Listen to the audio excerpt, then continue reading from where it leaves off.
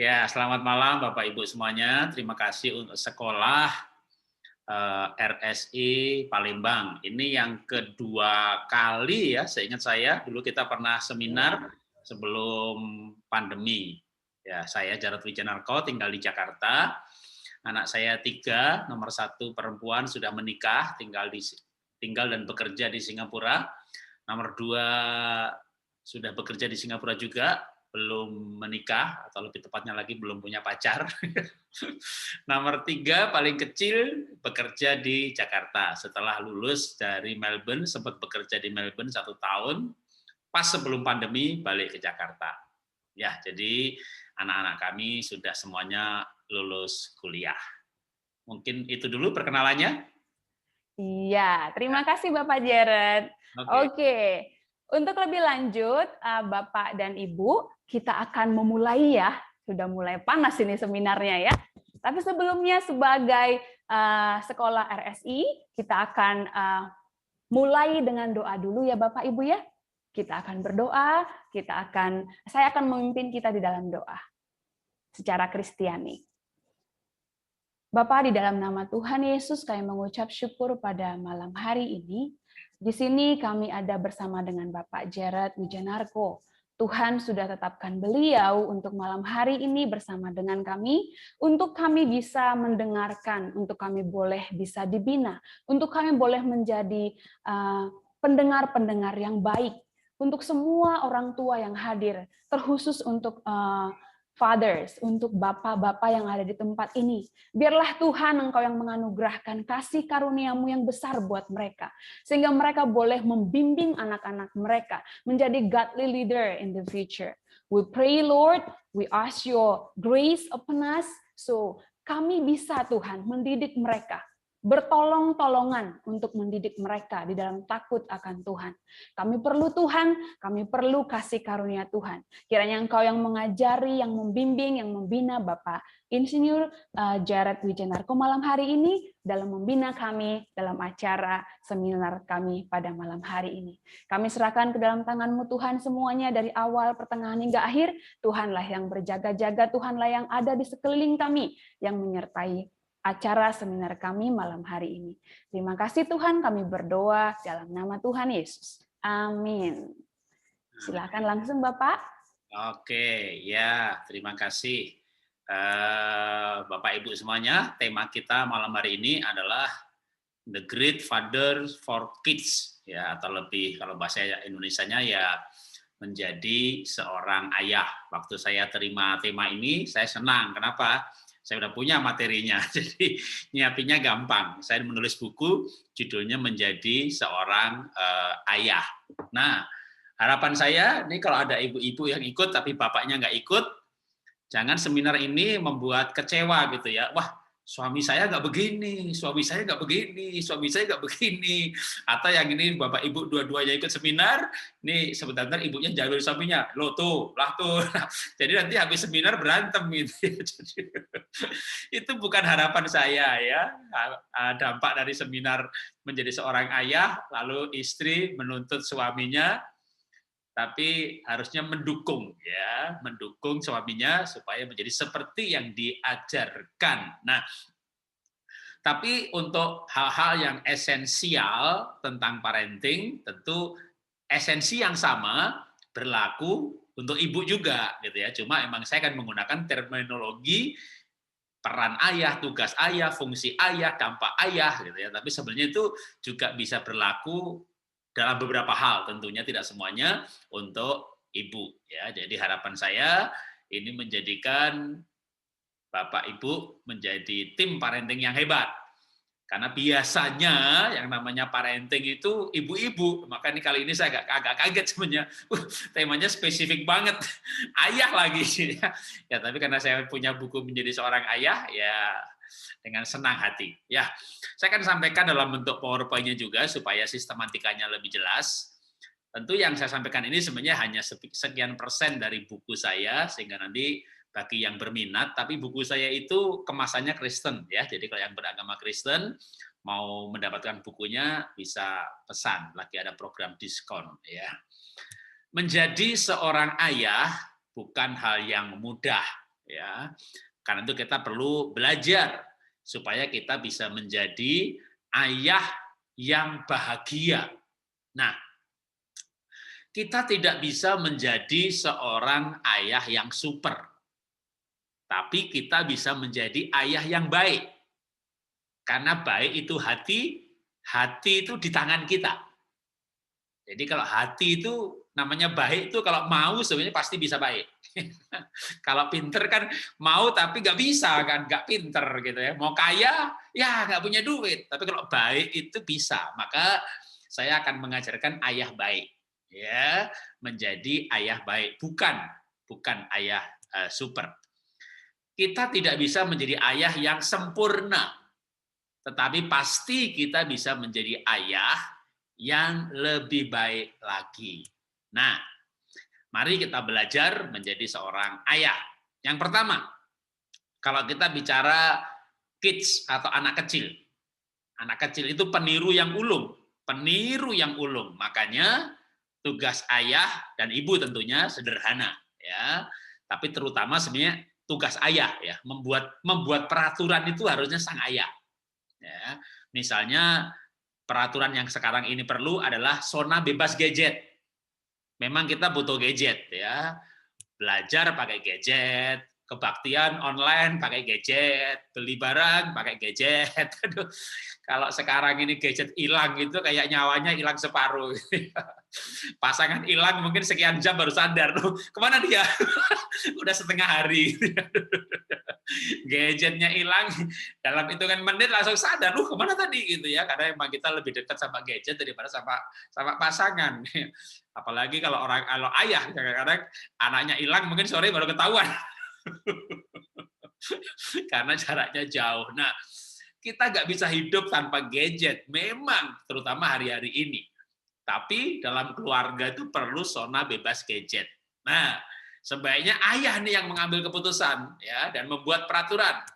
Ayo ayo anak-anak ya, makan pagi, makan siang, makan malam, semua gadget taruh di kamar. Nah, gitu ya.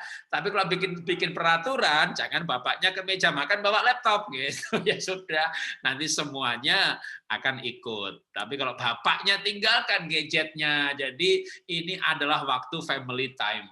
Waktunya ngobrol ya pas makan pagi, makan malam. Kalau makan siangnya mungkin ke kantor, kerja, kebetulan nggak di rumah kerjanya, ya makan pagi, makan malam. Inilah waktu untuk berbicara.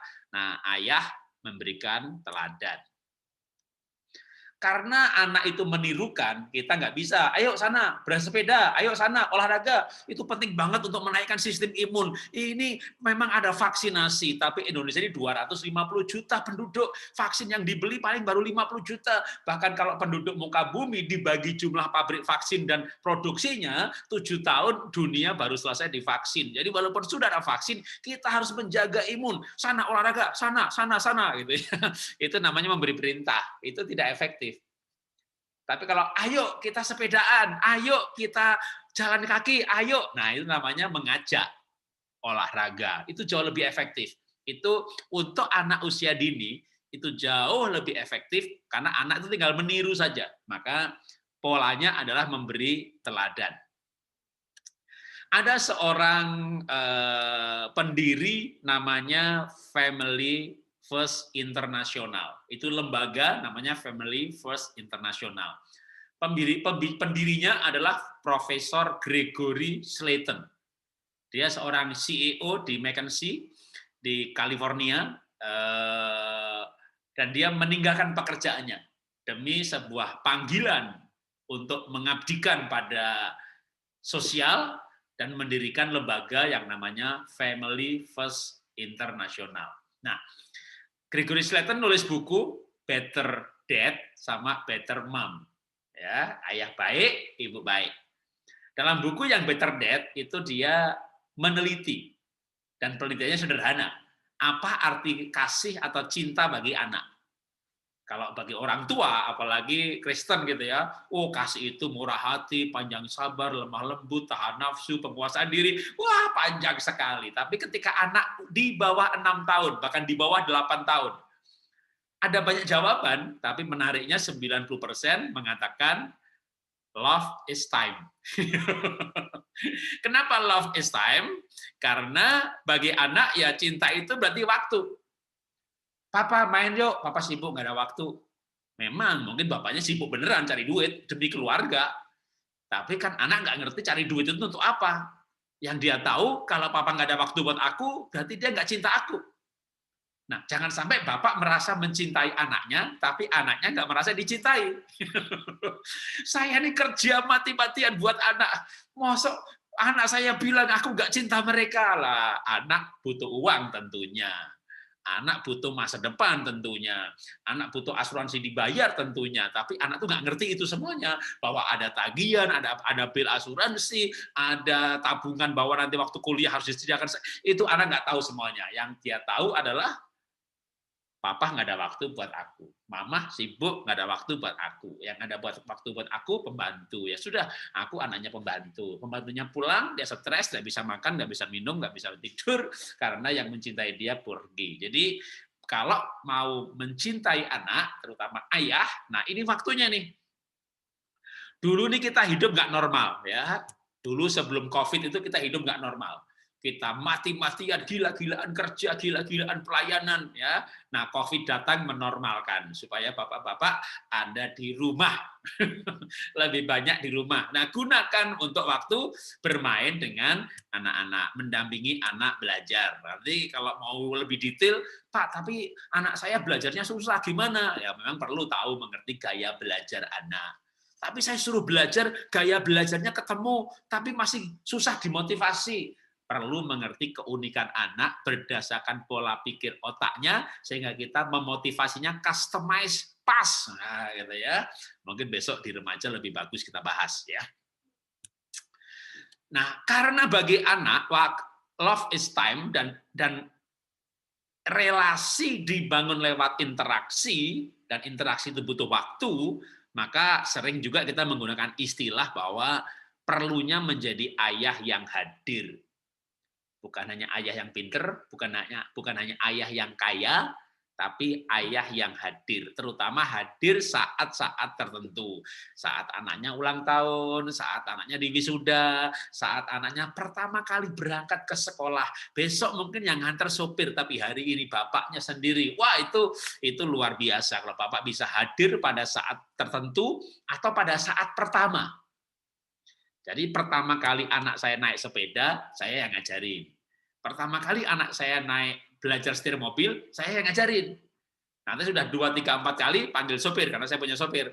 Dia mundurnya kurang, parkir mundur kurang pas, ya ajarin lagi. Tapi pertama kali dengan saya. Saya ajari anak saya berenang sampai nggak tenggelam. Nah, setelah itu panggil guru les renang. Ajari kupu-kupu, ajari gaya lain, gitu. Aku nggak bisa gaya-gaya macam-macam. Pokoknya kalau nggak tenggelam aku bisa, gitu ya. Jadi supaya nggak tenggelam, gitu ya. Saya yang ngajarin. Kenapa? Yang pertama itu terkesan. Maka untuk bangun relasi yang kuat, segala sesuatu yang pertama itu kalau bisa bapaknya. Karena yang pertama itu diingat. Ini kalau ibu-ibu ada juga di sini, ibu ingat nggak dicium sama pacar yang pertama?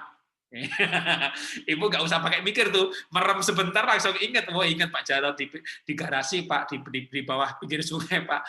Waduh, itu waktu itu angin sepoi-sepoi sore hari. Wah, ingat anginnya, ingat waktunya. Dia pakai baju biru, ingat juga gitu ya. Itu dicium pacar yang pertama. Tadi pacar yang pertama itu kan nggak setia, akhirnya mendua hati. Terus sama yang lain, ibu kembali jadi jomblowati.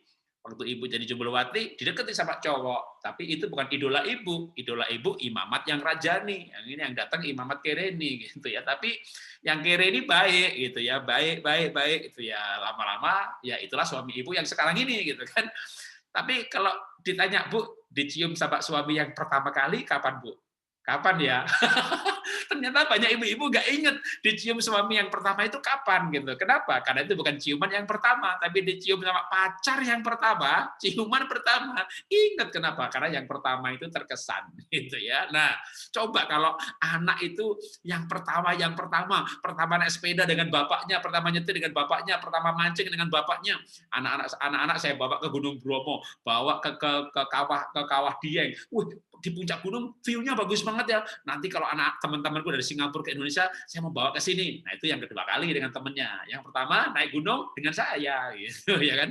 Jadi itu kenapa kami bisa akrab sekali dengan anak-anak sampai mereka menikah. Jadi waktu anak saya mau menikah, saya bilang kepada anak pertama yang waktu itu akan menikah.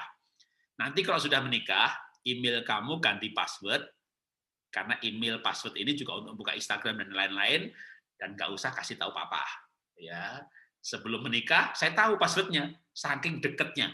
Ya, kenapa? Karena banyak memori yang pertama. Nah, tugas ayah itu kalau bisa hal-hal yang pertama, ya telat Pak, harusnya belum telat. Kan ini usia, ini kan Great Father for Kids ya. Kalau yang besok malam untuk teens mungkin waduh telat nih gitu ya. Nah, nggak cari yang belum pernah gitu ya. Belum pernah naik gunung, belum pernah apa lagi gitu ya. Kalau anaknya masih kecil masih enak. Masih banyak yang pertama yang masih bisa dilakukan ya. Pertama kali apa? Pertama kali ice skating, pertama kali ke mall, pertama kali naik gunung. Pokoknya bapaknya yang pertama itu menjadi ayah hadir dan betul-betul hadir di ruang jiwanya, hadir di ruang memorinya, hadir sebagai relasi itu kuat sekali. Nah, sekarang pertanyaannya kenapa? Apa pentingnya ayah yang hadir ini? Nah, nanti kita akan masuk lebih jauh ya, tapi kita baca dulu. Relasi dibangun melalui ini kayak quote itu kayak kesimpulan. Relasi dibangun melalui interaksi yang seperti apa? Kebersamaan yang menyenangkan. Dan itu memerlukan waktu yang harus dikuduskan. Pak, bukannya dikhususkan, saya mau memberikan penekanan ya. Jadi sampai saya berikan istilah dikuduskan ya, maksudnya dikhususkan bagi keluarga. Coba ini saya penekanannya mau agak ekstrim sedikit ya. Nah, kalau sudah ayah hadir ya, relasinya kuat, nah itu baru ayah bisa menjadi figur. Kalau sudah punya relasi, baru bisa melakukan tugasnya. Makanya tadi yang awal-awal tadi itu sebenarnya hal yang mendasar banget ya. Memberikan waktu, lalu berinteraksi, membangun relasi, hal-hal yang pertama bersama dengan ayah sebanyak mungkin. Nah, sekarang kalau itu semuanya sudah, maka kita masuk tugas ayah. Secara cepat saja. Yang pertama itu tugas ayah itu kan pemimpin. Pemimpin itu kayak presiden. Presiden tidak harus lebih pintar daripada menterinya. Soal keuangan, menteri keuangan lebih pintar. Soal agama, menteri agama lebih pintar. Jadi bisa-bisa ibu lebih pintar dari bapak. Ya nggak apa-apa. Kalau ibunya nih menteri keuangan gitu ya. Plus menteri agama sekalian. Nggak apa-apa, tapi Bapak sebagai kepala punya tujuan, mengambil keputusan, bertanggung jawab. Jadi kepala itu tidak harus lebih pinter daripada yang dipimpin. Tak, karena ada orang yang pinter tapi nggak bertanggung jawab. Ada orang pinter tapi tidak punya tujuan. Nah, makanya saya berikan hal yang esensial dari seorang ayah sebagai kepala keluarga, yaitu punya rencana atau tujuan. Misalnya saya waktu itu nggak punya uang banyak, ya, tapi saya punya rencana. Waktu anak saya masih kecil, ya, masih usia 5-6 tahun, jadi masih usia-usia sekarang anaknya bapak ibu. Saya ini orang miskin yang merantau ke Jakarta, tinggal di pinggir kuburan Kuningan Jakarta, luasnya 6 kali 6 meter persegi. Kontraknya 450.000 untuk 6 bulan. Jadi motor nggak bisa masuk, lompat parit, kebun pisang, belok kiri, belok kanan, pinggir kuburan. Nah itu dia, saya tinggal di situ tahun 90. Singkat cerita, waktu punya anak sudah punya rumah kecil. Saya nabung untuk ngajak anak ke Singapura. Tapi karena duitnya sedikit, nggak bisa nginep di hotel. Saya nginep di pastori gereja. Tapi paling nggak bisa ngajak anak ke Singapura. Nah, tidurnya di gereja. Sampai di Singapura, anak saya bawa jalan-jalan. Senang sekali. Anak saya pertama, dan waktu itu saya bilang sama anak saya begini, mau nggak suatu saat nanti kamu sekolahnya di Singapura? Itu waktu umur 5-6 tahun saya udah bilang begitu. Karena saya punya rencana. Mau. Di Singapura yang penting foto. Ya, fotonya itu sampai balik Jakarta, di print menjadi poster motivasi. Karena dulu saya menjadi sales di Astra, sering dibuat seminar motivasi, dan kalau seminar motivasi itu ada visualnya. Mau keluar negeri, gambar luar negeri tempel. Mau rumah, gambar rumah ditempel gitu. Baru akhirnya kamu bisa, kamu bisa, kamu bisa. Kalau omset kamu naik sekian, diajari bagaimana omsetnya naik. Tapi tujuannya dulu dijadikan kebutuhan. Tujuan mau keluar negeri, tujuan mau punya rumah. Karena tujuan itu ketika menjadi kebutuhan akan diikuti kemampuan. Nah, maka seorang ayah yang punya rencana, seperti saya waktu itu miskin, tapi saya punya rencana. Maka anak saya sejak kecil sudah saya berikan rencana atau cita-cita kalau untuk bagi si anak, ya. Mau nggak sekolah negeri? Mau. Maka foto waktu di Singapura di print anak yang menulis mau sekolah ke Singapura gitu. Waduh, karena dibawa ke sana visualnya kuat. Baru diajak ngobrol lagi. Nah, ini bulan demi bulan, tahun demi tahun. Nah, papa ini nggak punya duit untuk nyokolain kamu ke Singapura. Lah kenapa nyuruh? Ada loh caranya sekolah gratis kalau dapat beasiswa. Apa itu beasiswa? Minggu demi minggu, bulan demi bulan, ngomongin soal beasiswa. Sampai akhirnya anak yang menulis, aku mau dapat beasiswa. Nah, singkat cerita, ya betul. Anak saya ranking 1, kelas 3 SMP dapat beasiswa. Padahal anak saya IQ di bawah 120. Nggak bisa ikut akselerasi kalau di Indonesia. Jadi IQ-nya biasa-biasa saja.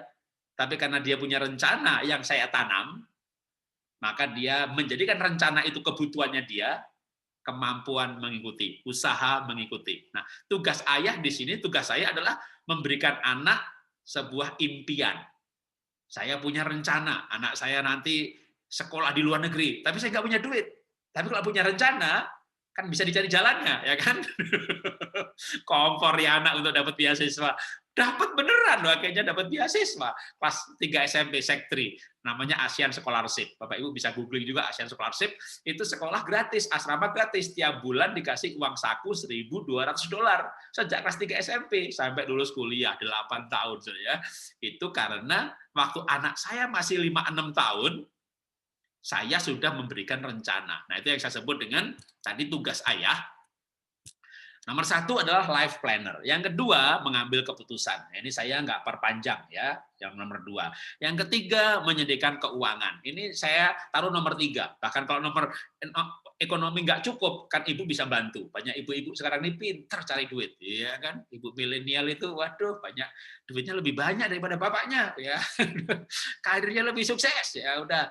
Maka nanti ibunya menolong. Tapi bapak harus punya rencana, mengambil keputusan. Nah, yang bertugas sebagai ayah tadi, saya hubungkan dengan ayah hadir tadi, nah itu dia. Karena tugas ayah itu adalah teman bermain bagi si anak. Jadi sebenarnya ada bagi tugas nih sama ibu, ya. Bapak ibu tugasnya beda. Kalau ibu kan menjadi teman belajar, ya, lalu mendidik hal-hal detail dan kebersihan. Bapak nggak usah teman belajar, bapak teman bermain. Ya, jangan dua-duanya kompak nih. Belajar, belajar, belajar. Ibunya pulang, belajar, belajar, belajar. Bapaknya pulang, belajar, belajar, belajar. Itu anak bisa stres loh. Ini kenapa 2 orang kompak banget? Kalau saya malah mengajarkan begini, kalau ibunya nyuruh belajar, ibunya dampingi belajar, bapaknya ngajak main. Loh, bertentangan? Bukan bertentangan. Emang tugasnya beda-beda. Jadi parenting itu ada modul ayah, ada modul ibu. Dijadikan satu namanya kurikulum parenting. Ibunya ngajak belajar, bapaknya ngajak main, tapi begini. Yuk nak, kita belajar. Tapi suruh, ayo nak, kita bermain. Tapi suruh mama belajar. Nggak usah. Nah, itu bapak jelek, itu bapak jelek. Ya jangan begitu. Itu bapak jelek. Yang benar begini. Yuk nak, kita bermain. Tapi sama mama suruh bikin PR. Kalau PR sudah selesai, kita bermain. Oke? Wah, itu nanti anak bisa bikin kaget ibunya. Ya, dia bilang sama mamahnya, "Mah, aku mau main, bikin PR dulu." Udah selesai, cepet amat. Iya cepet karena mau diajak main sama bapaknya, ya. Jadi PR itu gampang, yang susah itu maunya. Ketika anak diiming-imingi kalau PR-nya selesai bermain, nanti percaya saya, PR-nya tuh cepet. Wah, anak zaman sekarang gue pinter-pinter kok ya. Anak sekarang itu belajar 30 menit nilainya 9 loh. Makanya nggak usah marah kalau anak itu belajar kok cepet banget, kan mau main sama papa gitu ya. Jadi jangan harus lama gitu. Jangan, itu kan ibu membandingkan sama ibu dulu waktu belajar. Ibu belajarnya 2 jam, nilainya 60 gitu kan. Komputernya jadul. Anak sekarang ini komputernya canggih, belajarnya 30 menit, nilainya 90. Yang penting habis belajar dia bisa main game, main apa. Nah, supaya anaknya nggak gadget terus, main sama bapaknya. Terutama anak usia dini kan, ini anak kid ya, saya harapkan masih di bawah 6-7 tahun, itu bisa bermain yang khusus hanya bisa dengan bapaknya, tidak bisa dengan yang lain. Misalnya main kuda-kudaan. Itu nanti kalau anaknya udah SMP udah nggak bisa. Mana bisa, wah dengar seminar Pak Jarod, waduh main kuda-kudaan, anaknya udah SMP, bapak sakit pinggang, atau anak sudah nggak mau. Tapi itu kalau waktunya lewat udah nggak bisa diulang lagi. Dan itu terkenang sekali. Anak saya, laki-laki namanya Benaya, waktu dia sektri 3 SMP ke Singapura. Setahun 2 tahun kemudian, waktu saya ke Singapura, saya tanya, Ben, yang kamu ingat dengan papa itu apa? Dengan opah juga? Main kuda-kudaan. Karena itu permainan yang tidak mungkin dia lakukan dengan yang lain. Ya, kan nggak mungkin dia dengan pendetanya main kuda-kudaan. Coba nanti ibu bawa anak ke gereja, ya kalau udah ada ibadah, ya lalu bilang sama anak, nak itu Pak Pendeta, emang kenapa? Kamu suruh jongkok, kamu naikin.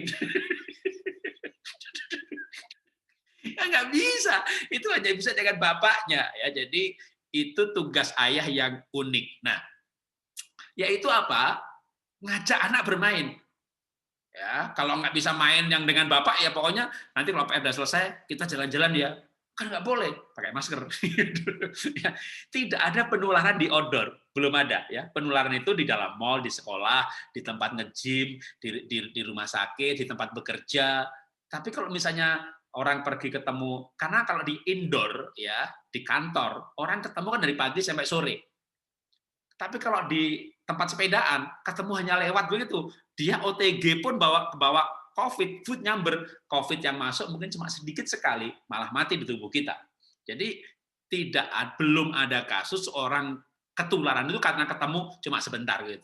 Jadi kalau bapak zaman sekarang ini ngajak anak bermain gitu ya di halaman, di taman, sepedaan, yang penting di situ bukan yuk kita sepedaan, lalu duduk makan bubur ayam lama di situ berjam-jam, ya ketularannya di situ gitu ya. Tapi kalau olahraga, tenis, jalan kaki, sepeda, nggak ada tempat, belum ada kasus ketularannya di situ. Makanya kalau ada orang terkena COVID, yang langsung dites adalah orang lingkungan terdekatnya yang bersama-sama dalam jangka panjang. Teman kantornya, teman ngajarnya, kalau guru sama gurunya gitu ya. Nah, jadi tugas ayah, kembali lagi, saya kembali ke slide-nya, menjadi teman bermain sama anak. Ya, baru nanti kalau untuk besok ini sebenarnya ya, menjadi coach dan motivator itu untuk anak SMP. Ya, ayah baik yang berinteraksi dengan anak-anaknya, menyenangkan istri tentunya, dan anak-anak. Menjaga anak bertumbuh secara seimbang, baik kejiwaan, kepribadian, maupun otaknya. Bahkan kalau kita baca bukunya Gerard Edelman, Bapak Ibu bisa googling Gerard Edelman. Ya, Gerard Edelman itu pemenang Nobel mengenai otak yang maksimal. Ada juga Ted Herman dan Ned Herman. Ini namanya mirip-mirip, tapi ini Gerard Edelman. Kalau Ted Herman dan Ned Herman itu penulis buku mengenai otak kiri, otak kanan. Ya, tapi kalau Gerard Edelman bukunya banyak, yang pasti dia menang Nobel soal otak yang maksimal. Nah, Gerard Edelman tuh mengajarkan anak hebat dan maksimal bukan hanya IQ yang tinggi, cerdas, tapi otak yang imbang. Bagaimana menyeimbangkannya? Ted Herman, Ned Herman. Tapi Gerard Edelman mengajarkan bahwa otak yang imbang itu juga dipengaruhi oleh figur yang imbang. Figur ayah, figur ibu. Nah, figur ayah ini seperti finishing touch-nya untuk menyempurnakan pertumbuhan kedewasaan psikologi anak. Jadi tanpa ayah yang hadir, tanpa ayah menjadi figur pribadi ayah hadir di ruang jiwa si anak, caranya melalui interaksi. Interaksi orang tua dan anak ternyata itu menghadirkan pribadi kita di ruang jiwa si anak. Nah, itu akan mendewasakan kepribadian si anak. Ya, nah itu Gerard Edelman. Dan itu membuat otaknya maksimal. Nah, itu penelitian dari Gerard Edelman. Sekarang apa sih dampak positif dari figur ayah? Kalau ayah berinteraksi, melakukan tugas-tugasnya tadi, maka tentu ada dampaknya. Nah, dampaknya yang pertama, anak akan lebih logis dan berani. Anak akan lebih sosial. Kalau anak-anak ansos itu kebanyakan anak-anak yang nggak deket sama bapaknya. Ya, ngumpet aja di kamar. Nah, makanya perlu bapak sama anak, logis, berani. Anak yang dekat sama bapaknya cenderung fun life dan happy life. Karena emang bapak itu banyak yang cengengesan, nggak bisa serius, ketawa-ketawa, happy life. Kalau mama kan belajar. Kalau kalau kalau anak, coba anak ditanya, saya ini punya sekolah playgroup TK, tapi di Palembang nggak ada ya. Playgroup TK-nya namanya Happy Holy Kid. Saya jadi guru TK beberapa tahun, saya 12 tahun jadi guru sekolah minggu. Setelah 12 tahun saya jadi guru sekolah minggu, saya sempat jadi guru TK 3 tahun, lalu setelah itu istri saya melanjutkan, saya buka cabang-cabang yang lain, sampai di Indonesia ada 66 cabang Happy Holy Kids saat ini. Nah, kalau saya bertanya kepada anak-anak, ya, adik-adik, ini yang usia TK nih, siapa yang pernah nangis? Saya belum mandi, saya. Aduh, anak TK itu jujur-jujur, ya. Oke, pernah nangis? Saya, gitu. Kalau adik-adik dikasih es krim, siapa yang paling sering ngasih? Opa, gitu. Kalau yang bikin adik nangis siapa? Mama. itu kompak. Mama.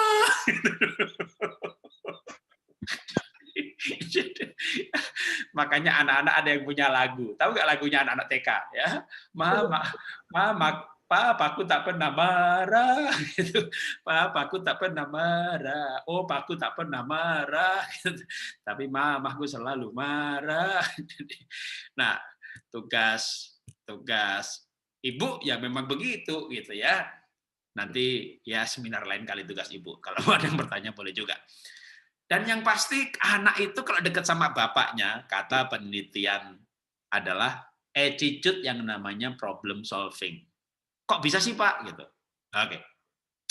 Kalau bapak ibu berantem ada masalah, biasanya ibu tuh gimana?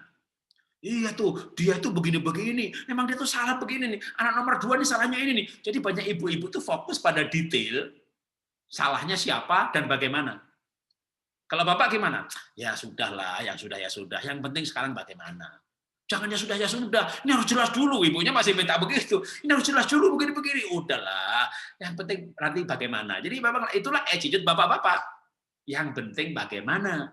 Kelanjutannya bagaimana. Sekarang bagaimana. Selanjutnya bagaimana. Solusinya bagaimana. Itulah attitude namanya problem solving. Makanya anak tuh paling bagus deket bapak, deket ibu. Kalau deketnya ibu terus, gitu ya, nanti fokusnya bukan pada problem solving, gitu ya, tapi siapa yang salah? Kamu yang salah, gitu kan? Nah, ayah yang mengasihi anaknya akan tegas terhadap loh ini kebalik ini dapet yang ketukar. Oke, saya sebelum berikan waktu untuk bertanya jawab, saya tanya duluan, saya jawab sendiri dulu, gitu ya. Ini nyicil tanya jawab, ya kan? Saya akan bertanya dulu, saya jawab dulu, gitu ya. Ini karena pertanyaan yang sering diajukan. Bolehkah ayah mendisiplin? Boleh, ya. Ayah yang tidak mendisiplin, ini kalau ini dari James Dobson. James Dobson itu pendiri dari Fokus pada Keluarga di Amerika, Focus on the Family. Quote-nya saya ambil. Ayah yang tidak mendisiplin menjerumuskan mereka ke dalam dosa dan bahaya akan hukuman Tuhan. Jadi mendisiplin itu boleh. Kenapa? Nah, ini mohon maaf bagi yang bukan Kristen ya, saya menggunakan ayat Kristen, tapi Amsal itu ditulis oleh Nabi Sulaiman, yang menurut saya Nabi Sulaiman itu ya nabinya orang Islam juga, gitu ya. Pelajarannya universal. Karena bukan soal iman masuk surga caranya bagaimana, tapi adalah hikmat. Dan hikmatnya Amsal Sulaiman ini universal ya. Dan Amsal berkata, siapa tidak menggunakan tongkat benci kepada anaknya, tapi siapa mengasihi anaknya menghajar dia pada waktunya. Jadi bukan setiap waktu, tapi hanya pada waktunya. Dan waktunya itu sebenarnya setelah 5 tahun ya, di bawah 5 tahun belum waktunya, di atas 12 tahun sudah tidak waktunya. Kalau bicara hukuman fisik. Tapi hukuman yang lain bisa ya, dan yang pasti harus karena kasih, karena dikatakan Amsal 13:24 barang siapa mengasihi anaknya. Jadi kita marah atau tegas atau mendisiplin bukan karena emosi, tapi dengan sadar, aduh ini kalau anak nggak tak kasih tahu, kalau anak nggak saya hukum, dia akan mengabaikan peraturan. Kalau gitu saya akan marah. Jadi dengan sadar, sengaja mau marah ya atau mau mendisiplin, dan itu karena mengasihi. Bedanya pada motivasi. Nah, kalau dasarnya kasih, maka kalau anak salah dihukum, kalau benar harusnya diberikan reward. Walaupun reward and punishment itu sebenarnya hanya jangka pendek, nggak boleh jangka panjang. Karena kalau udah di atas 10 tahun, reward and punishment udah nggak boleh lagi. Harusnya itu nilai-nilainya sudah masuk. Jadi anak sudah mengerti nilai-nilai. Jadi itu hanya short term sebenarnya, jangka pendek. Bisa juga pengurangan hak atau penambahan kewajiban. Kalau mau menggunakan kalimat pun mendisiplin, maka harus kalimatnya positif. Kamu anak baik, nggak boleh nakal. Ya, tidak boleh, kamu tuh anak nakal, nah, itu nggak boleh. Kamu anak baik, tidak boleh nakal. Ayah yang mengasihi anaknya akan memiliki keberanian untuk mendisiplin demi cinta kepada anaknya. Pertanyaan terakhir dari saya yang akan saya jawab sendiri, setelah itu mudah-mudahan banyak yang bertanya. Kalau marah boleh nggak? Mendisiplin sama marah bedanya apa sih? Ya kalau marah kan verbal ya, lebih banyak. Ya. Boleh asal tegas, justru tidak tegas itu nggak boleh. Karena ayah yang tidak tegas itu biasanya karena membiarkan masa bodoh, nggak punya wibawa, atau nggak punya moral. Tegas yang salah kalau dengan fisik, melukai hati dengan kata-kata label negatif, ya, menyerang pribadi, nggak boleh. Membangkitkan amarah, itu dengan tegas atau amarah yang menyerang pribadi, tentu anak menjadi emosi. Marah yang salah adalah ketika tidak adil. Jadi kalau adil, anak mau terima. Jangan tidak adil. Ini kadang-kadang bukan hanya bapak ya, kadang ibu juga nggak adil ya. Ada anak yang wajahnya mirip ibu gitu. Ibunya pengertian banget loh sama si anak itu. Kalau dia salah itu kayaknya pengertian. Kenapa? Wajahnya mirip gitu ya. DNA-nya mungkin sama, golongan darahnya sama. Loh akrab banget. Kalau salah itu kayaknya anaknya ibunya pengertian. Tapi begitu anak wajahnya kayak bapaknya, waduh, kalau marah rasanya mantap. Kamu tuh bandel kayak bapakmu gitu ya. Jadi nggak tahu jengkel sama bapaknya, tapi anak yang wajahnya mirip jadi pelampiasan. Itu namanya tidak adil. Kalau nggak adil kan saya kasihan ya sama anak yang wajahnya kayak mertua. Itu nasibnya kurang bagus itu ya. Jadi didik anak itu harus adil. Wajahnya kayak siapapun bukan keputusan dia untuk memiliki wajah seperti itu. Didikan yang keras adalah bagi mereka yang meninggalkan jalan yang benar. Nah, untuk marah, disiplin sebenarnya ada rambu-rambunya. Kalau kesalahannya berupa dosa, meninggalkan jalan yang benar, itulah baru hukumannya itu keras. Kalau kesalahannya bukan berupa dosa, bahkan tidak boleh dihukum. Jadi ada kesalahan yang bukan berupa dosa. Apa itu? Yang berupa kecenderungan perilaku. Dosa itu apa sih? Bohong. Meludahi muka neneknya. Nah, berarti memberontak orang tua, kurang ajar, itu dosa. Ya, nonton film porno berarti percabulan, itu dosa. Bohong menipu itu dosa, itu boleh dihukum. Anak barangnya ketinggalan, lupa. Lupa itu bukan dosa loh, tapi itu kecenderungan perilaku. Karena dia sanguin, foto karakternya kuning, DISC tipe intim, banyak ngomong, tapi nggak rapi. Nah, sebuah ketidakrapian, karena itu berupa kecenderungan perilaku, kalau kecenderungan perilaku ini bukan dihukum, tapi dilatih. Karena perilaku bisa berubah, temperamen dasar bisa berubah, DNA bisa berubah. Tapi kalau itu karena kecenderungan perilaku, kesalahan yang sama pasti akan berulang-ulang. Nah, kalau hal ini dihukum, dia akan dihukum terus-menerus. Bahkan orang bisa merasa salah diciptakan. Menyesal, kenapa aku demikian. Jadi kalau itu berupa kecenderungan perilaku, tidak boleh dihukum. Ya, itu rambu-rambunya kalau dari saya begitu. Tapi kalau itu sebuah kesalahan yang sengaja dan berupa dosa, maka itulah saatnya sang ayah yang memang punya tugas menegakkan aturan, menegakkan nilai-nilai, punya standar moral yang jelas, maka ayah harus tegas terhadap hal itu. Ya. Seorang wibawa seorang ayah tentu kalau dia hidup benar. Ketika Raja Daud selingkuh, maka dia nggak bisa mendidik anaknya. Sehingga anaknya yang bernama Adonia memberontak.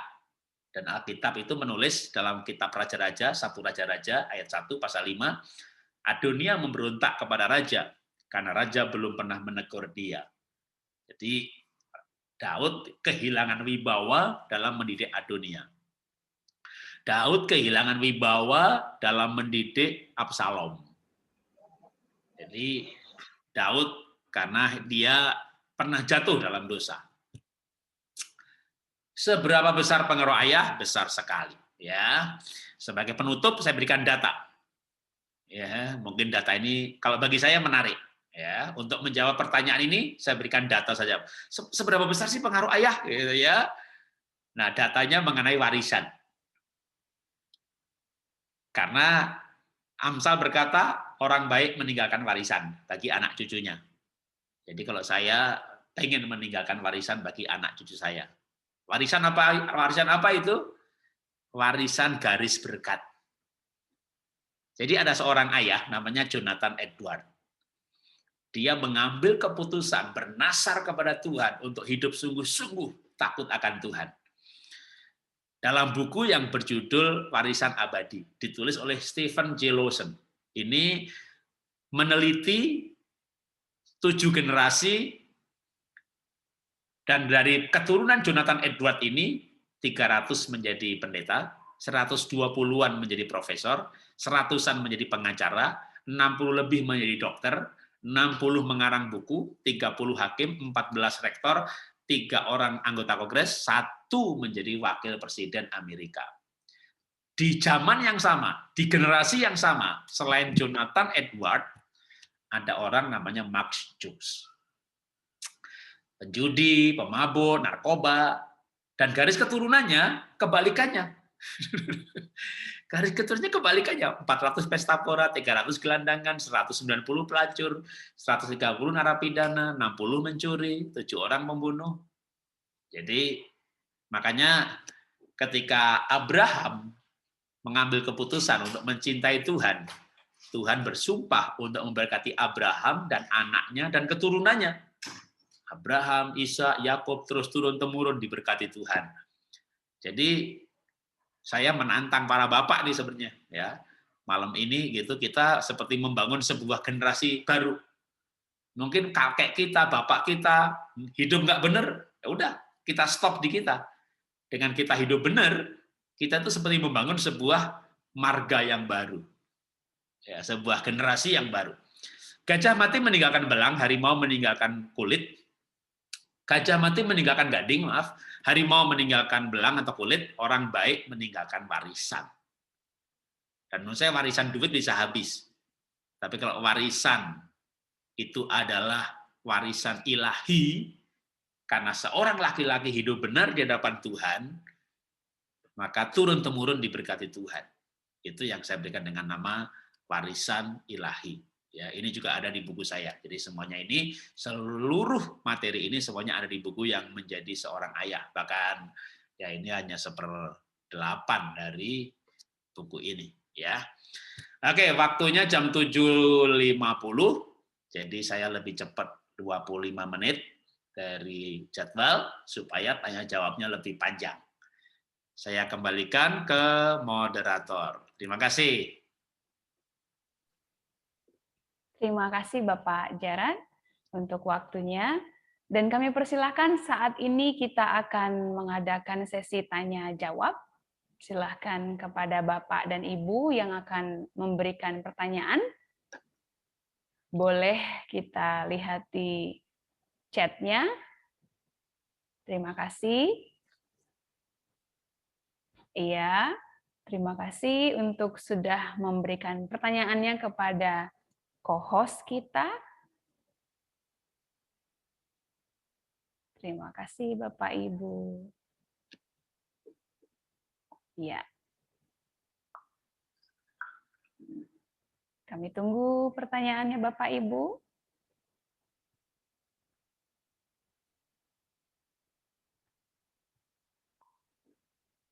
Ya. Wah.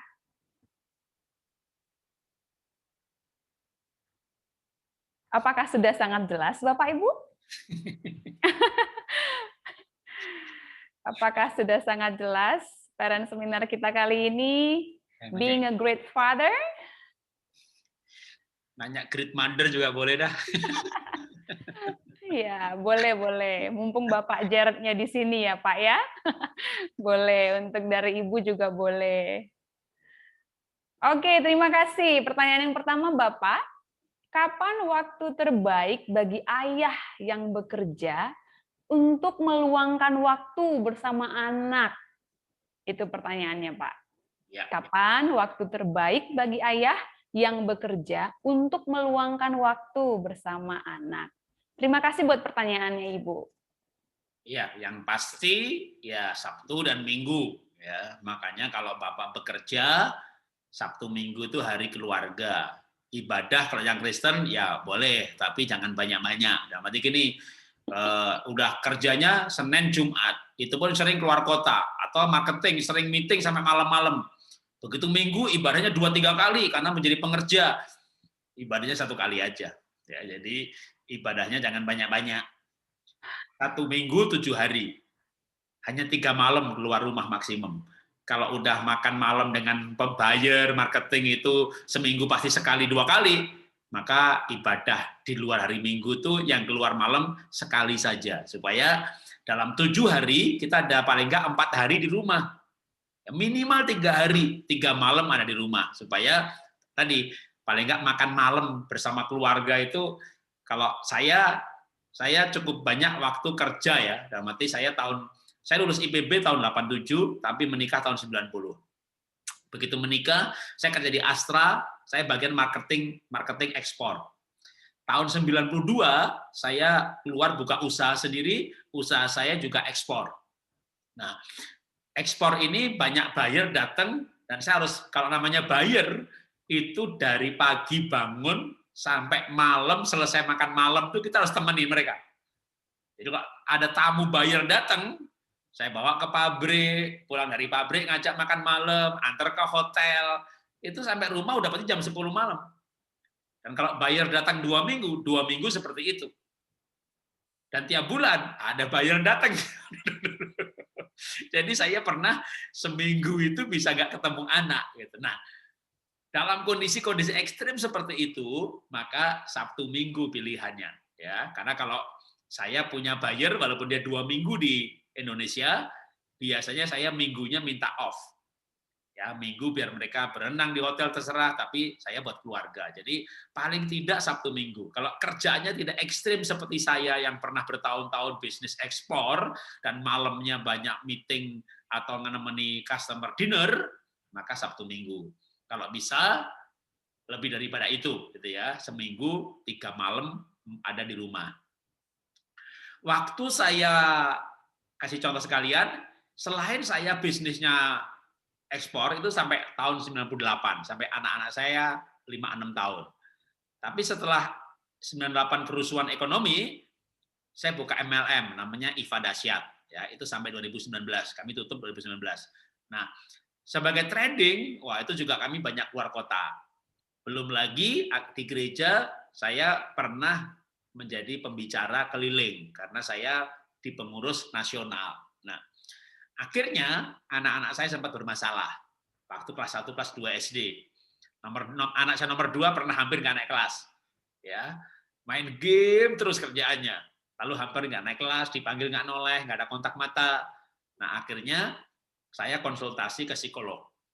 Dari konsultasi itu ketahuan bahwa sebenarnya akar dari masalah anak itu masalah kami orang tua. Dan salah satu solusi waktu itu adalah saya harus mengurangi dan istri kegiatan di luar rumah.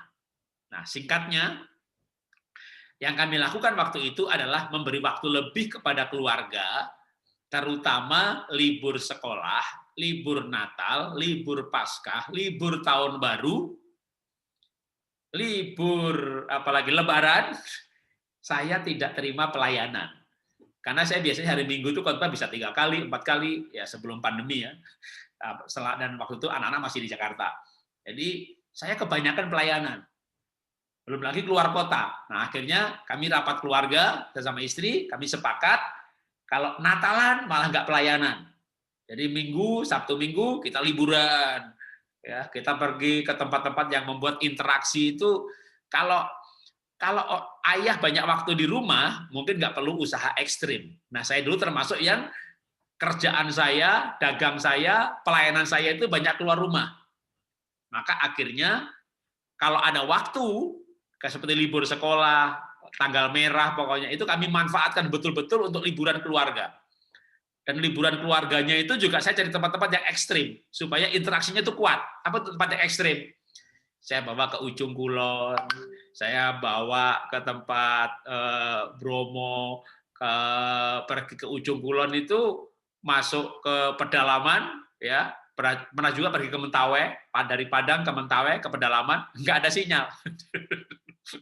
Karena nggak ada sinyal, justru kita sekeluarga itu renang bareng, cari ikan bareng, kayak orang camping aja gitu, diving bareng. Nah itu interaksinya kuat sekali. Nah ini mengatasi atau sebagai imbalan karena pada hari-hari biasa sibuk sekali. Jadi saya termasuk ayah yang sibuk sebenarnya. Ya dagang, ya pelayanan, apalagi dulu pernah masuk partai, nyalek jadi anggota DPR RI, nggak dapat kursi, dapatnya relasi sama anak yang hilang, tapi kami menebus, gitu ya. Jadi tidak ada kata terlambat. Begitu sadar nggak punya relasi dengan anak, lalu kayak menebus kesalahan, ya mengatur ulang. Ya, silakan. Oke. Ternyata banyak, Pak, pertanyaannya, Pak. Maaf. Iya. Yang pertanyaan kedua, bagaimana jika peran orang tua yang Bapak jabarkan tadi diganti atau bertukar peran, Pak?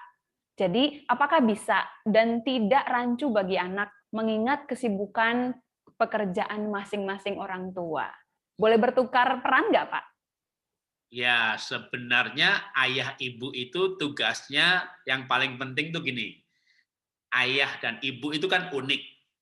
Maka ayah ibu berperan sesuai dengan keunikannya dan saling melengkapi. Jadi misalnya bapaknya orang melankolik, accounting, teliti, perfeksionis. Nah, mungkin ini si bapak yang belajar, belajar, belajar. Ibunya sangguin. Foto karakter kuning. Ya nak kita main ke mall gitu ya. Itu kayak bertukar peran, nggak apa-apa ya. Dan biasanya itu berbeda. Kalau bapak rapi, istri nggak rapi, ibu rapi, bapaknya nggak rapi, itu udah berarti itu malah paketnya bener. Gitu ya. Itu paketnya bener. Jadi kalau kayak bertukar begitu pasti nggak apa-apa. Tapi yang penting yang nggak boleh ditukar itu kayak tugas mengambil keputusan. Karena bapak itu kan pemimpin. Jadi mengambil keputusan untuk hal-hal penting ya. Anak sekolah di mana, bergereja di mana, libur kemana. Jadi hal-hal besar dan penting harusnya tetap bapak supaya anak mengerti, oh ayah itu pemimpin mengambil keputusan. Tapi kalau hal teknis tadi, yang dampingi belajar sama ngajak bermain, itu mau ditukar nggak apa-apa. Ya itu hal teknis yang melengkapi ya. Jadi karena biasanya atensi perhatian ayah dan ibu itu memang berbeda. Nah, perbedaan ini bukan dibenturkan, tapi dikelola sebagai kurikulum ayah, kurikulum ibu dalam modul parenting. Ya, perbedaan misalnya ibunya suruh nabung, nabung, nabung gitu ya. Lalu bapaknya ngajak belanja gitu atau dibalik gitu. Itu nggak apa-apa sebenarnya. Bukan dibenturkan, tapi contohnya begini. Kalau istri saya itu ngajari anak nabung. Nah, waktu tabungannya banyak, saya orangnya nggak suka nabung, tapi suka dagang ya, dan juga beli keluar spend money juga. Nah, saya jadi anak saya, namanya Levin yang nomor 3, paling kecil waktu itu. Levin, tabunganmu kan udah banyak, ya. Kamu minta dari mama, buat apa? Kamu kan suka baju, kamu beli baju, kamu jual lagi ke temanmu. Gitu. Ya kata mama suruh tabung, dapat bunga. Nabung itu buat orang miskin. Kalau duitnya udah banyak, berarti udah kaya. Kalau mau lebih kaya lagi, jangan nabung, dagang. Gitu. Jadi anak saya tak ajari untuk dagang gitu. Ya, kamu nabung bunganya 10%, 1 juta, setahun kemudian jadi 1.100.000. Sedikit banget. 1 juta kamu beli baju, misalnya dapat yang 100 ribuan, dapat 10. Dijualnya 150.000. Nah, itu duit 1 juta jadi 1,5 juta dalam sebulan. Bedanya banyak banget gitu. Wah, anak saya mulai berapi-api gitu ya kan. Akhirnya dia pergi ke mamahnya. Balik lagi ke saya. Sama mama nggak boleh. Katanya jualan kalau nggak laku bagaimana? Memang istri saya itu orangnya pesimis banget gitu. Lalu saya bilang sama anak saya, ya kamu harus stoknya minimal. Belinya 1 aja. Kalau nggak laku dipakai sendiri. Saya sana bilang mamanya gitu. Dia bilang mamanya lagi, balik lagi. Kata mama 1 pun nggak boleh. Kalau nggak laku pakai sendiri, kan kamu udah punya baju, nggak butuh baju, 1 pun nggak perlu. Saya ajarin lagi dia. Kalau gitu kamu begini, namanya pre-order. Kamu ke toko sepatu baju, pilih baju yang bagus, kamu potret, kamu jual. Kalau laku baru ngambil barangnya. Itu namanya pre-sales ya. Jadi nanti kalau kamu ke toko cari baju, masuk toko ganti, masuk ke ruang ganti, kamu potret-potret, kamu share, kamu jualan ya. Kalau laku baru kamu ambil. Nah, nanti kalau laku aku ambil barang yang udah agak ada. Nah, kamu bilang sama temenmu, lain kali yang cepet, barangnya udah laku, kamu bilang begitu. Jadi lain kali dia jualannya cepet, takut udah laku, padahal yang lakunya bukan yang jual, orang lain, itu udah nggak ada. Gitu. Tapi itu saya ngajari anak saya dagang gitu, karena emang muka saya di Jawa, emang saya orang Jawa gitu ya, tapi saya orangnya pada dagang. Istri saya itu sipit, orang Tionghoa, tapi kagak bisa dagang, anak pendeta. Nah, ini kita suami istri berbeda, tapi berbeda ini tidak dibenturkan. Ya, berbeda ini kalau anak saya nggak diajarin nabung sama istri kan nggak punya modal juga. Jadi istri ngajarin nabung, saya ngajarin belanja. Tapi saya bukan bertentangan loh ini sebenarnya gitu ya. Jadi banyak mendidik anak ayah ibu itu berbeda. Nah perbedaan itu yang penting jangan dibenturkan. Soal bertukar nggak apa-apa. Tapi perbedaan itu harus menjadi sebuah kelengkapan. Bagaimana anak yang satu kan kayak gini, ibunya rapi, bapaknya enggak. Nah, tapi enggak rapi itu kan biasanya kreatif. Ya, orang yang enggak rapi kadang kreativitasnya tinggi, idenya tinggi. Sehingga rumah itu kadang perlu ya enggak harus rapi terus itu ya. Nanti malah rumah jadi kayak penjara bagi anak. Jadi kalau istri saya maunya rumah rapi gitu ya. Tapi pernah suatu ketika saya pulang ke rumah waktu anak saya masih kecil, masih TK gitu kan. Itu tak lihat korden itu ditarik pakai tali gitu. Nah, ini apa ini? Ini layar kapal, Pak. Oke, kalau begitu kode yang sana juga tarik ke sana, itu layar utama.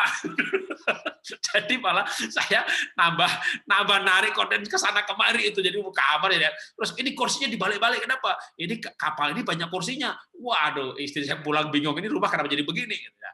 Tidak rapi tapi kreatif. Nah, sekarang anak mau diajari apa? Ya anak butuh dua-duanya kan, butuh kreatif, butuh rapi. Nah, paling kalau sampai bikin berantem kita kapling-kaplingan. Oke, kamar tidur jangan diacak-acak. Kamar keluarga boleh, ruang tamu jangan gitu ya. Jadi kita mana yang boleh diacak bersama bapaknya, wilayah ibunya jangan diacak-acak. Itu paling kita pembagian kapling. Tapi ini contoh perbedaan antara ayah dan ibu di dalam mendidik anak, tapi dua-duanya dijalankan sebagai modul yang berbeda. Ya, silakan. Oke, ternyata bertukar peran itu bisa ya, Pak ya? Bisa. Iya. Dan berarti kalau ada seorang nih suaminya sangat pendiam dan sulit berkomunikasi dengan anak, berarti istri sebagai penolong bisa bantu ya, Pak ya? Tapi bapaknya tetap harus belajar bicara juga. Iya, iya, iya. Karena ada istilah ayah bisu. Jadi bagaimana Pak dengan supaya kita itu bisa seorang suami yang sangat pendiam, sulit berkomunikasi dengan anak, supaya anak itu bisa mendapat perhatian banyak dari seorang bapak. Gimana itu Pak? Sebenarnya saya masukkan di Great Father for Teens untuk mengenai ayah, jangan menjadi ayah bisu. Ya, tapi oke, sekarang saya jawab dulu nggak apa-apa juga. Karena kalau anak kecil, ya anak di bawah 6 tahun itu sebenarnya anak itu paling gampang itu diajak bermain. Makanya saya tekankan mengenai ayah itu, kalau bermain nanti sambil bermain itu pasti akan ngomong. Tapi kalau sudah remaja, kan udah nggak bisa diajak main. Kalau anak remaja, coba aja, nak, kamu Sabtu mau ke mall nggak? Emang kenapa? Kalau mau bareng-bareng. Belum dipikir. Hari Jumat ingetin lagi, besok mau ke mall nggak? Nggak tahu lah, itu belum tahu. Sabtu pagi ingetin lagi. Nanti sore mau ke mall nggak? Nggak ah gitu. Sore dia pergi dia. Ini remaja ya. Sore dia pergi. Ke mana nak? Ke mall. Loh katanya enggak. Ya sama temen sih. Jadi anak remaja itu mau diajak pergi aja nggak mau. Dia pilih sama temennya. Nah ini pentingnya nanti ayah yang berbicara. Tapi kalau anak kecil ya, menurut saya anak kecil itu gampang banget diajak pergi. Malah mereka ikut terus. Ma, mau ikut, mau pergi, ma. Mama arisan, ikut, pak, papa bekerja, ikut. Anak kecil malah mau ikut terus, mau papahnya, mau mamanya, kemana pergi, mau ikut. Nah, ya, kalau dari kitanya mau ngajak mereka bermain, nanti begitu bermain itu pasti bicara, ya kan? Sama anaknya main sepedaan, pasti akan bicara. Bahkan cara mencairkan situasi itu dengan bermain tadi, renang bareng, sepedaan bareng, dan ini anak kecil itu masih gampang-gampangnya diajak main orang tuanya. Karena kalau remaja itu susah, butuh trik sendiri yang besok kita akan ajarkan. Tapi kalau bicara anak, sebenarnya diajak main tuh banyak permainan yang anak mau main sama orang tuanya. Kalau remaja emang anaknya nggak mau, kan butuh tips yang niat yang lebih jauh lagi. Tapi kalau begitu ayah bermain dengan anak, itu sebenarnya jembatan supaya nanti anak bicara. Kalau nggak bermain, misalnya kalau anaknya nggak suka main, ya diajak makan lah. Tapi kalau itu biasanya remaja ya, diajak makan, ngopi bareng, nonton bareng gitu. Kalau anak itu main kok sebenarnya.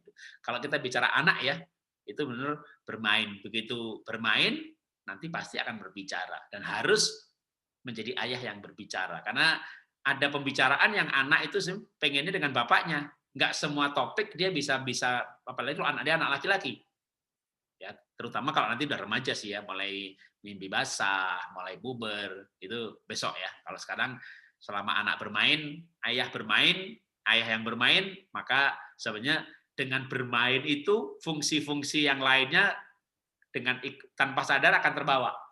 Komunikasi, kebersamaan, interaksi itu dengan satu kata. Karena emang namanya anak itu ya namanya kalau sekolah aja, kalau yang di bawah 6 tahun kelompok bermain gitu kan, sambil bermain dia belajar sesuatu.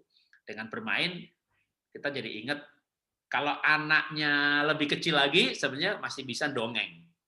Ya, di bawah 5 tahun jangan takut dengan adanya film animasi, YouTube. Anak kecil tetap suka didongengin.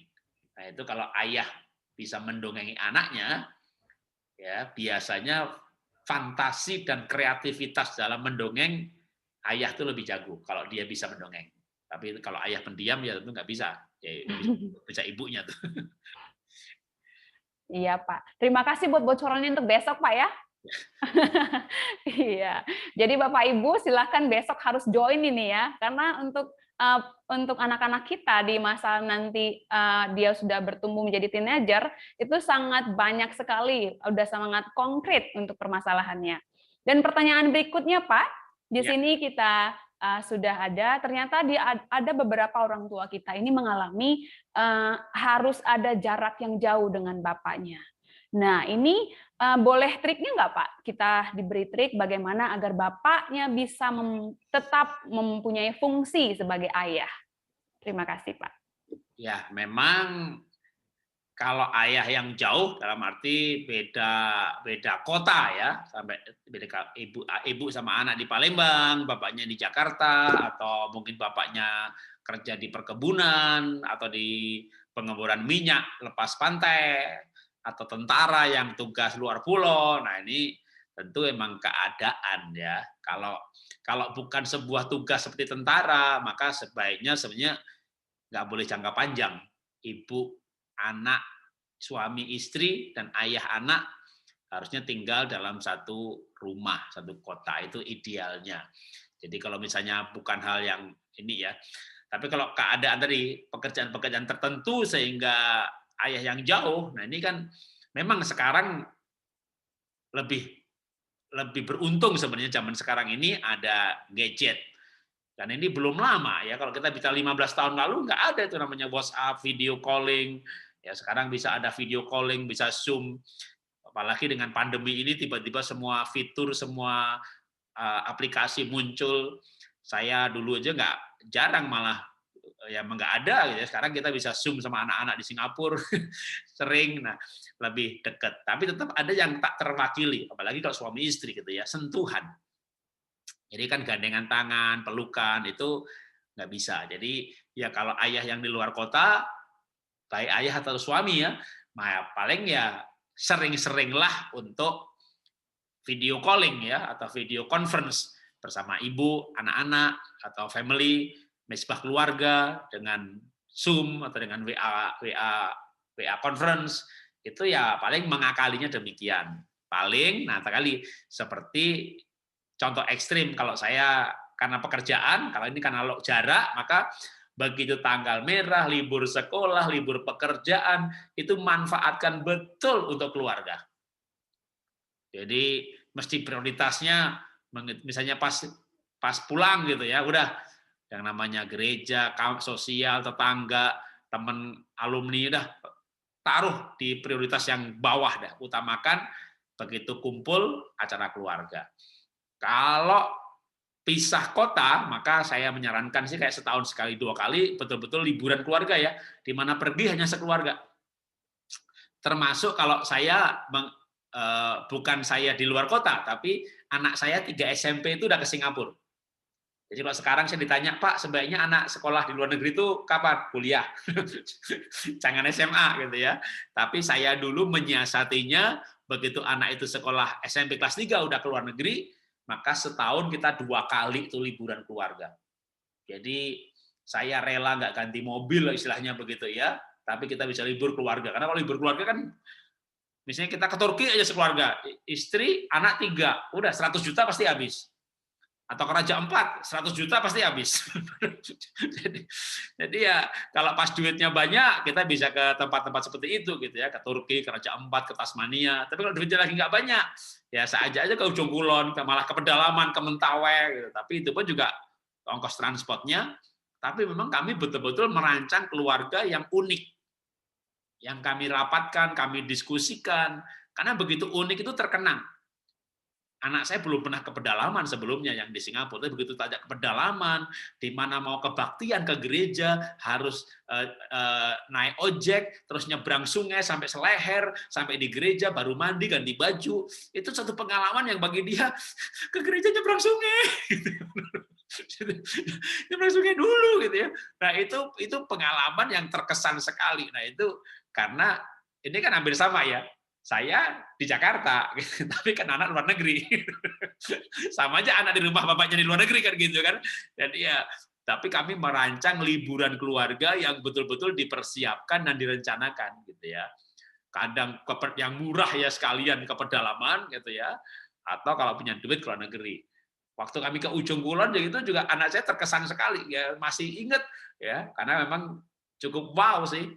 Masuk ke hutan rimba begitu, kita didampingin orang yang bawa senjata karena masih ada ular, masih ada ya kita main kano menyusuri hutan rimba begitu. Lalu kita nginep yang di pulau itu cuma kita aja. Dan ada orang yang mancing buat kita, lalu masakin buat kita. Ya kita bisa ikut pergi mancing, kita snorkeling, tapi itu betul-betul kita pakai perahu, pulau, rumah hanya untuk kita sekeluarga, nggak ada orang yang lain. Kalau waktu ke Raja Ampat, saya ngajak keluarga lain yang dari Papua, di Jayapura, untuk ikut sama-sama ke Raja Ampat, sehingga biayanya lebih murah. Gitu. Tapi itu hal-hal seperti itu tiap tahun kita ada. Karena anak saya 3 SMP di luar negeri. 3 SMP sampai lulus kuliah, itu 8 tahun. Nah, kita menyiasati kalau kita berbeda lokasi, maka begitu ketemu itu harus benar-benar kayak terkenang banget gitu. Nah, caranya ya kita merancang program-program yang unik. Jadi kalau bapaknya misalnya di Jakarta, keluarga di Palembang. Nanti begitu mau ke Palembang itu ada apa ya gitu. Jadi misalnya tinggal pulangnya berapa bulan sekali. Maka yang bulanan, sebulan sekali, mungkin nggak perlu yang sampai kayak begitu gitu kan. Paling nggak ya misalnya kalau Bapak sebulan sekali ke Palembang, dan di Palembang itu selama 3 hari. Pasti dalam 3 hari tadi ada makan di luar, ada satu nonton film misalnya begitu, atau apa yang anak-anak suka, gitu ya, yang lama-lama menjadi kebiasaan atau budaya keluarga. Entah nonton bareng, entah sepedaan bareng, entah berenang. Jadi anak itu sampai menunggu. ya nanti kalau papa pulang kita makan di restoran mewah gitu ya, atau kita pergi berenang. Jadi anak itu akan menunggu papahnya pulang karena itu selalu menjadi sesuatu yang spesial. Itu akan menolong paling enggak interaksi yang hilang selama ini. Ya, silakan. Oke, berarti harus tetap keep kontak ya Pak ya. Oke, dan di sini ada pertanyaan berikutnya, apa dampaknya jika anak laki-laki lebih dekat kepada ibunya, Pak? Dan di sini pertanyaannya, bukankah seharusnya anak laki-laki lebih dekat kepada ayahnya? Apakah kedekatan mempengaruhi karakter yang terbentuk kepada anak laki-laki? Demikian pertanyaannya, Pak. Ya, memang kadang-kadang juga banyak yang kebalik-balik. Anak laki-laki dekat sama ibunya, anak perempuan dekat bapaknya. Itu juga ada. Ya, jadi sebenarnya kalau rumusnya sih nggak ada. Karena kedekatan itu kadang gini, anak perempuan dekat sama papahnya. Kenapa? Misalnya pas kebetulan hobinya sama, gitu. Itu bisa jadi dekat. Atau anak saya perempuan 2, laki 1. Yang anak nomor 1 ini imbang sih, dekat saya, dekat istri juga. Tapi ada hal yang membuat kedekatan itu ada hal tertentu. Jadi misalnya anak saya nomor 1 itu juga menjadi public speaker ya, malah dia lebih hebat daripada saya. Sekarang dia kerja di Trend Watching Singapura, menjadi kepala kantor untuk Asia yang di Singapura. Kemarin dia baru ngisi webinar di Belanda 3 hari untuk Danone, dan selama 3 hari itu dia dibayar $50.000. Jadi kalau dirupiahkan 500 juta untuk ngajar 3 hari. Saya bilang anak saya, kamu sebentar lagi kayak John Maxwell tuh, 3 hari 1 miliar loh. Dan dia bilang amin. Nah, anak saya itu pembicara. Karena dia pembicara dan saya pembicara, jadi kalau kita ngomong itu nyambung. Dia juga orang marketing. Saya juga marketing, kalau ngomong nyambung. Jadi dalam hal, lalu anak saya nomor 1 ini, kan saya Jawa, istri Tionghoa ya. Nomor 1 tuh makan suka pakai tangan, suka yang pedes-pedes, pokoknya kalau makan tuh klop banget dengan saya. Ini jadi anak perempuan dekat sama saya. Anak saya nomor 3, wajahnya kayak saya. Suka ngelukis kayak saya. Tapi nggak doyan pedes, kayak istri saya. Nggak suka tampil, kayak istri saya, gitu ya. Jadi nomor 3 itu perempuan nih. Kalau nomor 1 perempuan dekat sama saya, nomor 2 perempuan dekat sama istri. Karena sama-sama suka pelihara anjing, sama-sama suka jalan pagi, sama-sama kalau makan sukanya nggak pedes. Jadi memang kedekatan itu faktornya banyak ya. Nah, tapi gini, tapi seorang anak laki-laki harus cukup dekat dengan ayahnya, walaupun dia lebih dekat ke ibunya, paling tidak untuk berbicara hal-hal tertentu. Nah, yang sebenarnya untuk besok nih remaja nih ya, kalau dia masuk pubertas. Jadi karena ada beberapa hal yang tentu hanya bisa dibicarakan antara bapak dan anak laki, dan ada beberapa hal tertentu yang hanya bisa dibicarakan oleh ibu dan anak perempuan. Tapi kan ada anak perempuan sama ibunya yang nggak bicara gitu, malah anak perempuannya deketnya sama papahnya terus. Nanti kalau misalnya mau bicara soal mens gimana, bicara soal pacar, nah masih bisa bicara pacar, tapi bicara hal seksual udah pasti nggak bisa. Makanya sebenarnya kalau menggunakan ilmunya Gerard Edelman, kembali kepada Gerard Edelman, maka sebenarnya paling bagus itu anak itu figurnya imbang, ayah dan ibu. Kecenderungan masih boleh. Jadi kayak misalnya anak saya pertama, kalau dia paling imbang sih ya. Anak saya nomor 2 itu juga cenderung dekat ke istri saya. Anak saya nomor 3 itu sebenarnya lebih cenderung dekat ke saya karena hobinya sama, tapi belakangan ini setelah pulang dari Australia, dia lebih cenderung ke istri. Nah, melihat kecenderungan itu punya begini. Kalau anak bilang begini, "Pah, aku mau cerita, tapi jangan mama tahu ya." Itu berarti dekat banget sama bapaknya. Tapi kalau ada cerita, "Mama, aku mau cerita, jangan sampai papa tahu ya." Itu berarti anak dekat banget sama mamanya. Nah, ini masih oke gitu ya. Tapi sekali lagi anak perempuan harus cukup dekat dengan ibunya untuk bicara hal tertentu, walaupun dalam sehari-hari dia lebih dekat ke papahnya, misalnya gitu. Jadi itu karena kalau menurut ilmunya Gerard Edelman, paling bagus tuh figur itu imbang. Jadi yang berdampak negatif kalau figur itu nggak imbang. Jadi misalnya dekat ibunya, benci bapaknya. Wah, ini malah bukan hanya jauh, tapi benci lagi ya. Itu figur yang hanya satu, karena memang otak itu otak kiri, otak kanan. Nah, otak kiri itu kan logika. Logika, analisa, data, fakta. Otak kanan lebih banyak dominan tentang perasaan, seni, art. Maka ketika anak itu dekat sama ibunya, ibu kan perasaan. Papa, saya rasa anak kita sekolahkan di Palembang aja. Tapi saya pikir loh, Mah, anak kita sekolahkan di Singapura. Aku udah pikirkan berapa biayanya, tapi saya rasa loh, Pak. Tapi saya pikir-pikir loh, Mah.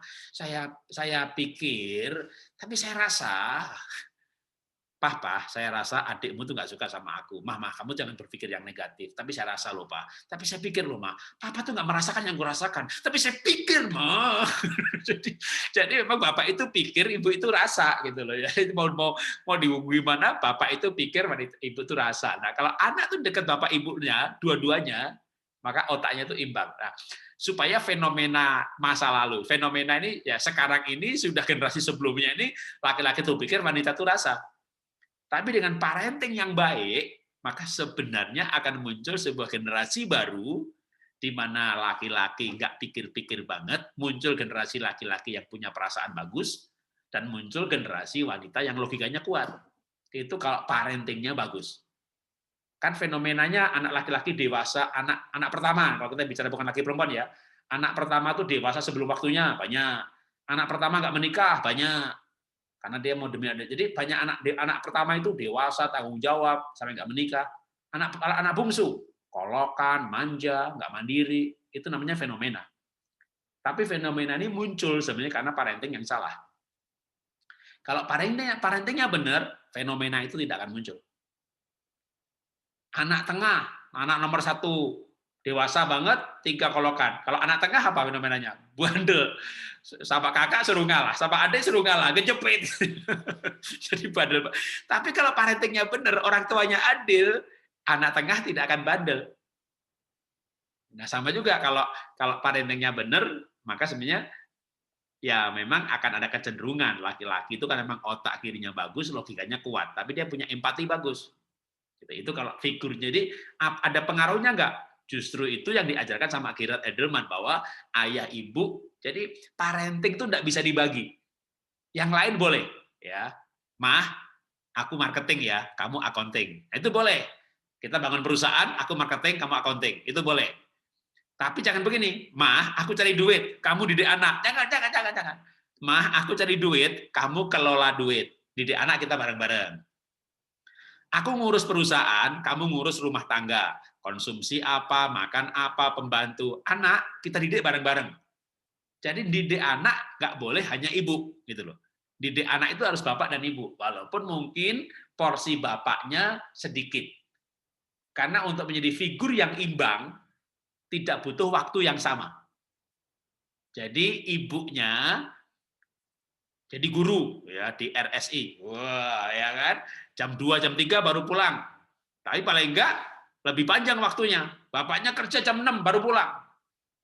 Atau malah ibunya ibu rumah tangga dah, bukan guru. Seharian di rumah. Bapaknya jam 5 baru pulang. Nah, anak dekat sama bapaknya atau ibunya kalau ibunya seharian di rumah. Belum tentu loh dekat ibunya. Mau anaknya lihat muka mamanya nak marah terus dari pagi sampai sore. Jadi jangan-jangan malah dekat sama bapaknya. Jadi untuk dekat itu tidak butuh waktu yang lama, tapi butuh baik hati tadi, kebaikan. Bapaknya kerjanya luar kota. Seminggu pulang, Sabtu Minggu aja, weekend father, namanya weekend father. Tapi karena dia merasa bersalah pergi di luar kota, setiap Sabtu Minggu pulang, diajak anaknya main, beliin es krim, diajak berenang. Jangan-jangan yang ketemu cuma 2 hari seminggu ini anaknya deket banget dan cinta banget. Jadi tidak butuh waktu yang sama untuk masuk ruang jiwa si anak. Jadi menjadi figur yang imbang bukan berarti waktunya sama.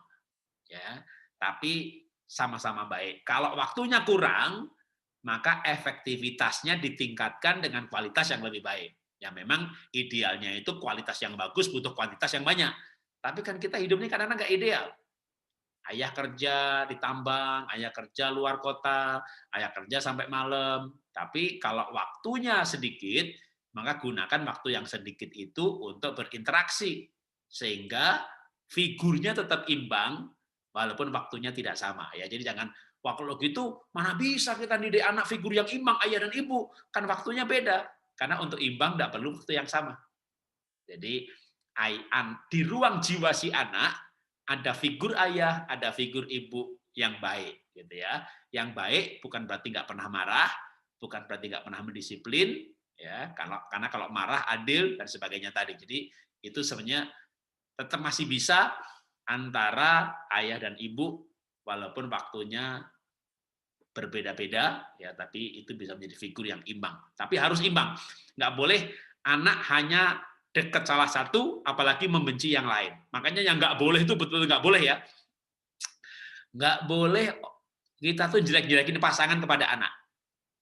Jadi kalau misalnya ibunya marah sama anak, lalu anaknya ke bapaknya bilang sama anak, itulah mamahmu, emang mamamu cerewet, jangankan kamu, papanya diomelin. ini bapak yang nggak baik nih ya, atau dibalik ya, bapaknya marah sama anak, dia lari ke ibunya, ma, papa jahat, memang itulah bapakmu, sini sama mama, kita sama-sama korban, nak. Jadi ini nggak boleh ya, jadi nggak boleh jelek-jelekin pasangan kepada anak, walaupun kenyataannya jelek, nggak usah dijelek-jelekin. Anak juga tahu kalau dia jelek, gitu kan, malah justru nanti kalau anak tanya, nak, kenapa papa mau sama mama? Mama jahat, marah terus. Nah, ayah harus bilang, nak, mama itu bukan jahat. Dia marah itu pasti kamu sedang salah. Mama itu marah karena dia nggak bisa melihat sebuah kesalahan. Jadi justru itulah yang papa butuh dari mama supaya melengkapi papa. Papa ini kadang terlalu baik, tapi akhirnya dimanfaatkan orang. Berkali-kali papa ditipu. Jadi kalau ketika anak melihat mamahnya ada kelemahan atau papanya ada kelemahan, dia lari ke pasangan kita. Lalu kita bisa menjelaskan seperti itu dari kecil anak belajar mengerti perbedaan, belajar saling melengkapi. Bahkan akhirnya dia bisa menghormati yang mendisiplin dia. Tapi kalau dia didisiplin oleh salah satu dan lari ke pasangan jelek-jelekin, dia akan berontak kepada yang mendisiplin. Jadi yang berbahaya adalah ketika ayah ibu itu tidak kompak, ya, dalam arti saling menjelekkan pasangannya kepada anaknya. Itu yang tidak boleh. Oke, terima kasih Pak. Kita harus seimbang ya untuk mendidik anak baik Bapak dan Ibu. Pertanyaan berikutnya, Pak. Ini ternyata banyak pertanyaan loh, Pak. Kalau banyak, jawabnya pendek-pendek. Iya. Bagaimana menyamakan metode pola asuh anak antara ibu dan ayah? Karena seringkali ada perbedaan metode dalam mendidik anak, Pak. Tadi saya katakan kita nggak perlu menyamakan ya. Gunakan aja modul ayah, modul ibu, metode yang berbeda menjadi satu paket parenting. Jadi kalau misalnya ada kurikulum parenting ya, kurikulum ekonomi, ada modul accounting, ada modul marketing. Udah, kalau marketing itu pasti optimis. Orang accounting kan hati-hati. Yang benar mana? Hati-hati atau optimis? Dua-duanya benar. Dalam bisnis itu ada marketing, ada accounting. Nah, di dalam mendidik anak, maka ada modul ayah, modul ibu. Jadi kalau nggak bisa disamakan, memang nggak harus sama, tapi nggak boleh bertentangan. Ya, jangan dipertentangkan. Jadi misalnya bapaknya mengajarkan kreativitas, ibunya mengajarkan kerapian, ya sudah. Kalau mau diakalinya, ya setelah berkreativitas, kayak tadi saya bilang rumah saya diacak-acak, wah korden ditarik pakai rafia, ini layar kapal, oke korden yang sana tarik lagi, kursinya dibalik, kenapa? Ini kan kapalnya lagi goyang, ada ombak, jadi kebalik-balik, udah, wah kamar jadi acak-acakan, gitu ya. Nah konsekuensinya adalah begitu setelah bermain dirapikan kembali. Jadi memang kadang modul ayah modul ibu ini susah untuk disamakan ya. Kalau kita berpikir untuk disamakan mungkin stres kali malah. Gimana mau sama ya? Latar belakang kita berbeda, DNA kita berbeda, pola pikir kita berbeda. Saya nggak pernah berpikir nabung. Istri saya sukanya nabung. Aduh, dia pandai sekali pegang uang. Kalau udah pegang uang, udah masuk, nggak bisa keluar lagi. Nah, kalau saya ini nggak bisa pegang, gitu, keluar terus. Jadi, didiknya ya sesuai kepribadian saya. Saya mendidik pribadi saya kepada anak saya. Gitu. Tapi kita nggak boleh suami istri berantem, lalu menyalahkan pasangan. Jangan dengerin tuh bapakmu tuh. Waduh, bikin bangkrut itu nanti. Nah, itu nggak boleh gitu ya. Tapi gimana kita kurikulum ini, oh gini, kalau gitu gini, kamu ngajarin nabung ya, biar sampai anak punya tabungan. Nanti kalau anak udah punya tabungan, aku ajarin dia dagang. Ya. Kalau rugi ya nggak apa-apa lah, kalau namanya hidup ini nggak harus selalu untung. Kita harus belajar menghadapi kerugian, jadi orang yang tabah. Saat rugi, kita ngajari ketabahan nanti. Oh, syukur kita nggak rugi gitu. Tapi kalau nggak dicoba kan kita nggak pernah tahu. Jadi ya, tapi harus hati-hati ya. Oke, nggak apa-apa, hati-hati boleh, tapi jangan nggak melakukan. Jadi kita orang tua diskusi sehingga anak pun juga akhirnya belajar tadi 2 modul itu. Yang betul-betul nggak boleh ya, perbedaan optimis dan hati-hati ini masih nggak apa-apa. Tapi jangan antara dosa dan tidak ya. Nah, kamu harus jujur. Lalu bapaknya bilang, bohong nggak apa-apa. ini nggak boleh ya. Ketika berhubungan dengan dosa, itu di situ harus sama. Itu harus sama. Moral itu harus sama. Ya, misalnya kan laki sama laki nggak apa-apa nanti aku menikah, itu nggak boleh. Ya, itu suami istri nggak boleh melengkapi lah, jangan-jangan ya. Dosa itu nggak saling melengkapi. Ya, suami istri juga tidak boleh melengkapi dalam hal dosa. Wah, aku nyolong, kamu yang jual ya. Jangan. Suami istri tidak saling melengkapi dalam hal dosa, tapi saling melengkapi dalam hal kekurangan. Suaminya rapi, istri nggak rapi, ya melengkapi. Dua-duanya nggak rapi, barangnya hilang terus, ya kan? Satunya suami istri, satunya kan, ayo seminar cepat, ke gereja cepat, ayo kita ke kereta airport cepat. Yang satunya tenang. Itu biasanya begitu, saling supaya seimbang. Dua-duanya tenang, kapalnya udah terbang gitu kan. Jadi suami istri itu memang berbeda. Nah, berbeda disamakan itu akan sulit. Tapi kalau berbeda itu melengkapi, asal bukan berupa dosa tadi, jangan ya. Jadi itu pertentangan. Satu ngajari jujur, satu bilang bohong nggak apa-apa. Nah, itu nggak. Dalam hal moral harus sama. Moral, etika, maka sebaiknya sebenarnya suami istri itu agamanya sama. Moralnya sama. Nilainya sama. Nah, nanti baru hal teknis yang kebanyakan itu yang berbeda itu hal-hal teknis kok, yang menjadi berantem suami istri itu hal-hal kecil. Nah, ini yang perlu fleksibel. Soal kerapian, soal jadwal belajar dan bermain, itu bisa diatur lebih fleksibel ya, karena memang ya itulah realita hidup bahwa suami istri itu berbeda, nah cara didiknya berbeda, tapi kalau diatur sebagai modul yang melengkapi, nggak masalah. Atau bisa begini, melakukan peran masing-masing sesuai dengan komitmennya. Sebagai contoh, misalnya bapaknya atau ibunya orangnya rapi, ya udah ajarkan kerapian. Nah, kamu terus rapi, kalau rapi barangnya nggak hilang, begini, nah ajarkan aja kerapian. Lalu bapaknya memang nggak rapi, ya ajarkan aja kreativitas tanpa menyinggung pasangan. Jadi jangan begini ya. Nah, kamu terus rapi ya. Kalau nggak rapi nih kamu kayak bapakmu tuh. Jangan sambil didik anak itu jelek-jelekin pasangan. Itu aja nggak boleh. Jadi yang rapi, punya beban rapi, ya sudah, ajarkan aja kerapian. Sehingga anak mendapat modul kerapian dari ibu. Gitu ya. Lalu anak mendapat modul kreativitas dari bapak. Gitu. Jadi waktu nasihati anak itu pokoknya jangan jelekin pasangan aja deh. Maka itu sebenarnya masing-masing akan berperan dengan tugasnya. Contoh lain misalnya, siapa yang tega menghukum anak? Belum tentu loh, dalam keluarga itu ada yang bapak, ada yang ibu. Ya sudah, yang tega maka melakukan tugasnya. Kenapa? Karena anak kan butuh didisiplin. Nah yang satu nggak tega, ya sudah. Yang penting kan mendisiplinnya itu tidak menginginkan kematian, tidak fisik yang sampai melukai. Kalau nggak tega ya sudah, diem aja. Atau yang nggak tega menghukum ini, waktu ibunya marah, katakanlah bapaknya yang marah. Bapak yang menghukum, ibunya nggak tega. Cukup berikan empati dan simpati. Ibunya nggak setuju anaknya menghukum. Jangan menunjukkan ketidaksetujuan di hadapan si anak. Ya, di hadapan anak, ibunya cukup empati simpati. Apa tuh empati simpati? Waktu bapak misalnya pukul anaknya, lalu anaknya nangis, berikan dia pelukan. Papa jahat, tidak. Nah, mulut harus bilang tidak. Waktu dalam hati nggak kuat nih. Kamu dipukul pantatnya, ya coba lihat, merah ya, itu namanya empati, ya kan? Anaknya masih kecil kan, 3-4 tahun, merah, nih mama kasih lotion, gitu ya. Wah, itu biasanya anak tambah nangisnya tambah dikencang-kencangin tuh, iya sakit banget gitu ya. Itu empati. Jangan dipeluk, lihat mana pantatnya merah, nggak apa-apa, jangan.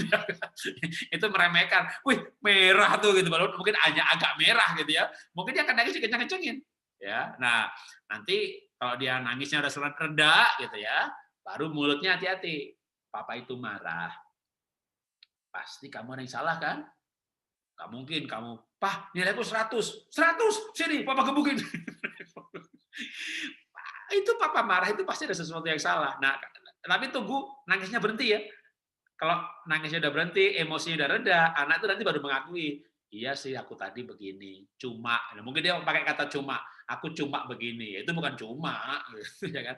Tapi kalau belum emosi, belum reda, jangan masuk di situ, nanti anak merasa kita nggak punya empati simpati. Jadi bapaknya tega menghukum, ya biar dia menghukum, tapi hukumnya dengan benar, adil, kalimat positif, ya, tidak berniat melukai. Tapi ibunya walaupun dengan benar pun tetap nggak tega, emang hatinya lembut banget. Ya, ibu bagian empati, simpati. Tapi jangan membela, jangan menyalahkan pasangan. Nanti kalau anak sudah reda, nah baru di kamar lah Bapak Ibu berdua itu diskusi. Papa, saya rasa loh Pak, kamu tuh tadi menghukumnya terlalu keras. Tapi saya pikir loh Ma, dia tetap peraturan. Tapi saya rasa loh Pak, tapi saya pikir loh Ma, tapi saya rasa Pak, tapi saya pikir loh Ma, itu pikir dan rasa sampai besok pagi ya namanya pikir sama rasa itu nggak pernah ketemu. Jadi satu rasa satu pikir malah bisa, jadi memang susah sekali mempertemukan pikir dan rasa. Tapi bisa nggak ketemu pikir dan rasa? Bisa. Yang mempertemukan pikir dan rasa itu namanya cinta. Selama ada cinta, itu pikir sama rasa itu akan ketemu. Karena rasa dikendalikan cinta, sama pikir dikendalikan cinta. Itu pikir dan rasa baru bisa ketemu. Begitu nggak ada cinta, maka si pikir sama si rasa itu pasti bubar. Makanya banyak pernikahan itu bubar karena nggak ada cinta lagi. Yang ada pikir sama rasa. Ya, waktu ada cinta, itu pikir dan rasa itu nggak terlalu kelihatan banget. Oke, lanjutkan lagi. Iya, ini Pak untuk pertanyaan terakhir saja ya Pak ya. Di sini pertanyaannya bagaimana cara menghandle anak-anak yang cenderung mengekspresikan emosinya dengan cara marah, tentunya berlebihan. Bagaimana ya Pak ya? Ya itu mungkin kayak bapaknya atau kayak ibunya itu. Biasanya turunan itu. Ya, jadi kalau dia emosi berlebihan, ya berikan aja kesempatan dia melampiaskan emosinya. Nanti kalau sudah reda, baru dipeluk atau diajak pergi atau diajak bicara. Karena kalau masih emosi, nggak anak, nggak suami, nggak istri. Orang kalau lagi emosi itu kan logikanya nggak jalan. Jadi kalau dia lagi emosi, lagi tantrum, banting-banting barang, ya tergantung ya. Kadang kita bisa trial and error juga ya. Waktu dia merusak barang, banting barang, lempar muka barang ke muka mamahnya, muka neneknya, sudah masuk tahap kurang ajar, bisa dicoba juga dikerasin. Ya, dalam arti dibentak atau dimarahin. Tapi kalau dia dimarahi itu melawan, nah kadang-kadang kita juga harus mikir gitu ya, harus bereaksi yang sebaliknya. Kayak dibiarkan, atau kalau dia emosinya itu, kan ada yang emosinya itu ngamuk, ada yang emosinya nangis. Ya kalau nangis itu paling gampang sebenarnya dipeluk aja udah. Walaupun dalam posisi salah, posisi benar, dipeluk sampai tangisannya habis. Tapi yang agak ribet kan kalau dia ngamuk, banting barang, rusak barang, ya itu kalau dicoba dikerasin bisa, dikerasin. Tapi kalau dikerasin nggak bisa, ya kayak dibiarkan dulu. Tapi nanti kalau dibiarkan selesai, emosi reda, baru dikasih reward and punishment. Jadi misalnya tadi kamu banting barang, barangnya rusak. Dan barang ini harganya segini. Ya kamu seminggu nggak ada uang saku. Atau sebulan ke mall, kita nggak bermain mainan. Biasanya kita ke mall, beli es krim, main kalau masih kecil ya, anak masih kecil dulu saya di waktu anak saya masih kecil, saya tuh ada sistem poin. Poin itu diperhitungkan nanti kalau ke mall dia banyak dapat berapa koin. Jadi kalau mau main kuda-kudaan, main apa di mall itu di time zone itu kan nyemplungin koin gitu kan untuk bisa main. Nah, itu kita ada sistem koin. Kalau dia ulangannya nilainya bagus dapat koin. Dia hari nggak ngompol dapat tambahan koin. Ngompol kurangi koin. Jadi segala sesuatu kita ada reward and punishment-nya. Kalau dia ngerusakin barang, nah yang rusak ini standarnya senilai dengan kayak 20 koin. Berarti nanti ke mall kita tidak bermain sama sekali. Makanya kalau mau menikmati hidup bermain, marah boleh sih, tapi jangan banting barang. Waktu itu anak saya yang pernah suka banting-banting barang begitu sama istri saya kayaknya diajarin, suruh banting-banting bantal. Kalau dia pernah pukul-pukul meja atau apa bantingin pintu tuh juguer gitu udah. Sekarang kalau kamu emosi, kamu banting-banting bantal aja atau kamu pukulin bantal. Paling enggak keluar emosinya. Karena ada orang yang memang harus dikeluarkan emosinya. Bahkan boleh teriak, ya, tapi teriaknya positif. Jadi dulu anak saya nomor 2, waktu kecil dibully sama temannya. Gendut, gendut, gendut. Kalau dia udah gak kuat, dia teriak, gendut tapi baik, gendut tapi baik. Tapi dia lepaskan emosinya, karena emang kita itu harus melepaskan emosi. Ya, bisa dengan teriak. Sampai suatu saat kita memang menjadi orang yang bisa mengendalikan emosi tanpa berteriak.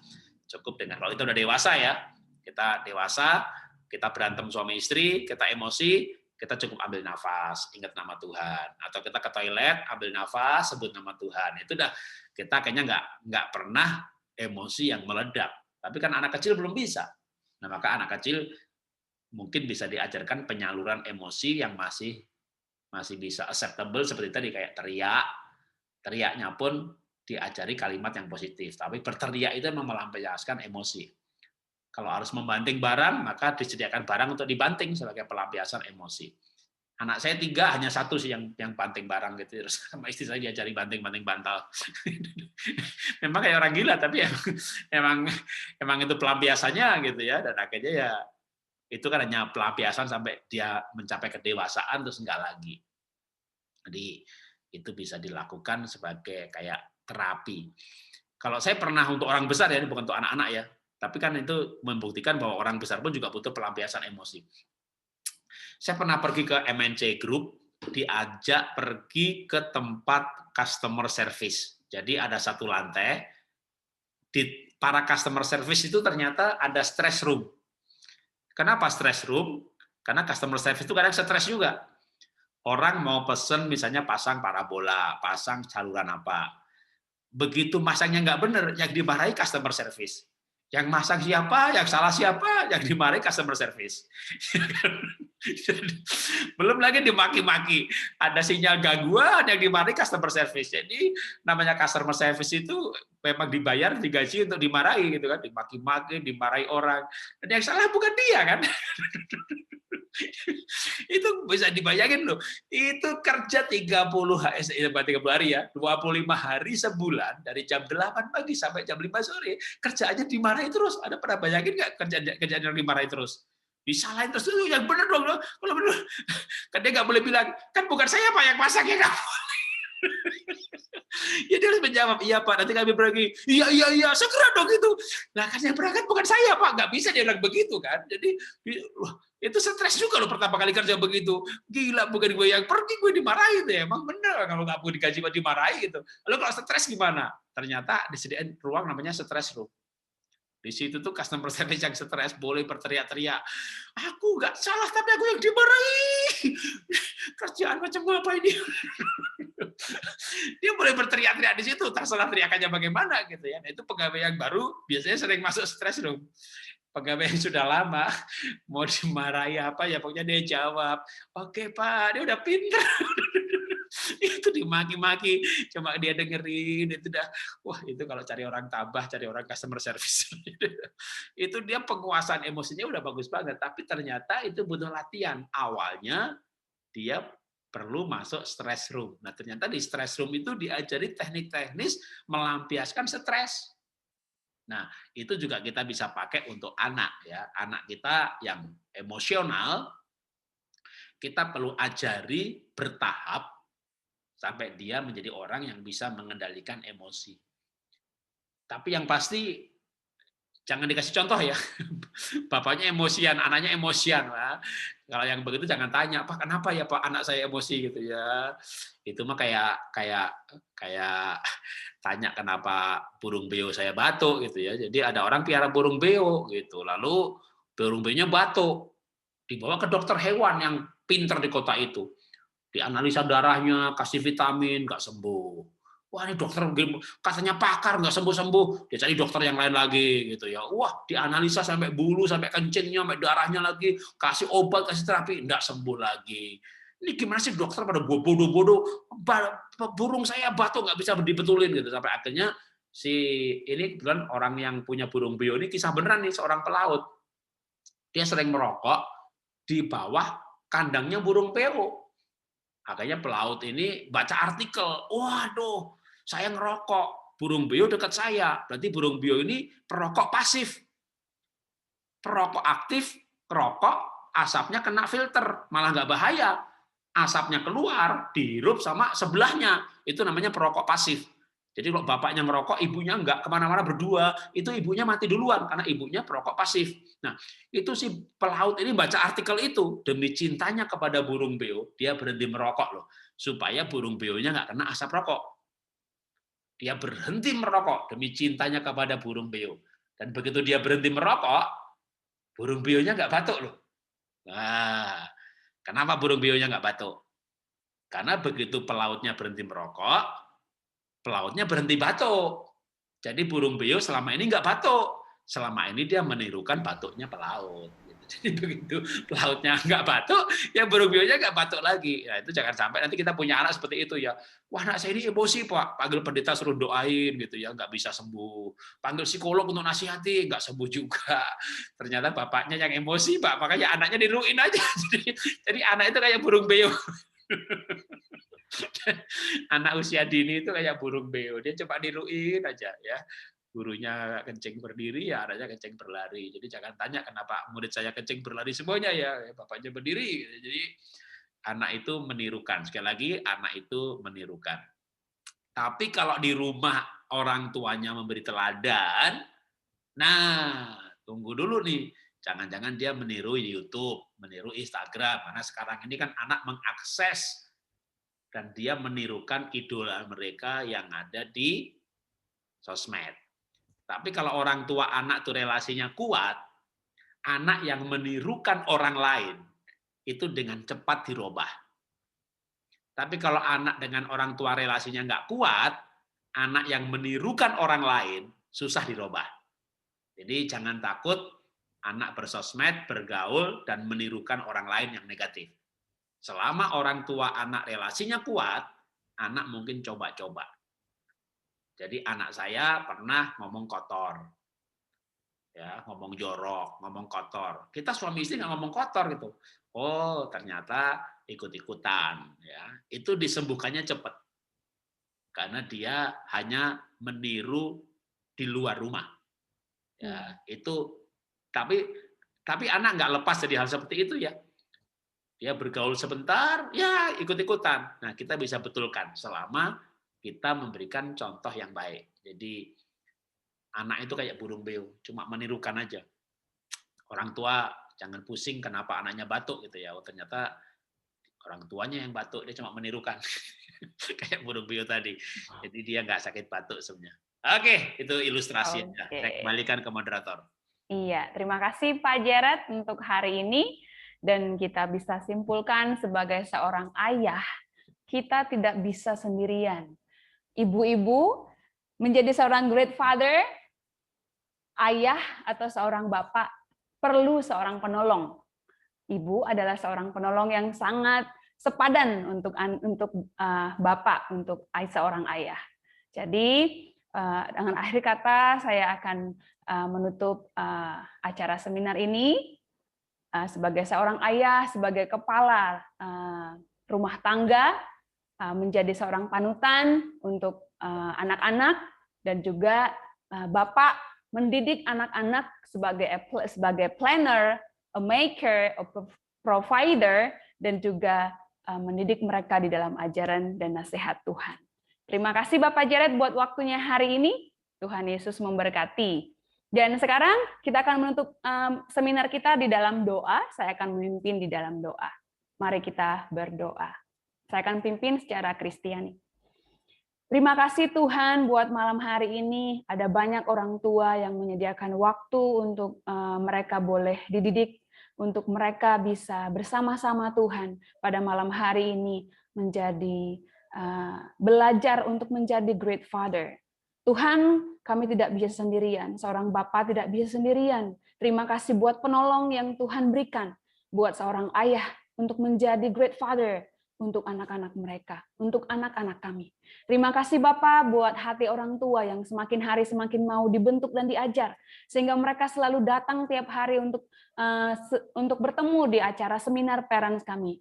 Terlebih untuk besok Tuhan, untuk acara seminar kami, Tuhanlah yang menjagai, Tuhanlah yang melindungi, dan Tuhanlah yang memberikan anugerah, sehingga orang tua yang hadir pada malam hari ini menyediakan waktu yang sama, Tuhan, untuk kami boleh belajar kembali. Terima kasih ya Bapak buat anak-anak yang luar biasa, buat anak-anak yang spesial yang Tuhan berikan, yang Tuhan berikan kepada kami untuk kami didik di dalam takut akan Tuhan. Terima kasih buat Bapak Jared, Engkaulah Tuhan yang memberikan dia anugerah kembali, memberikan pewahyuan yang daripada Bapa, sehingga hari demi hari Tuhan, semakin dia berkembang di dalam Tuhan, semakin dia di masa tuanya, dia semakin diberkati Tuhan dengan hikmat yang daripada Tuhan. Terima kasih Bapa, di dalam nama Tuhan Yesus kami berdoa dan kami mengucap syukur buat berkat-Mu. Amin. Oke, untuk yang terakhir kali kami memberikan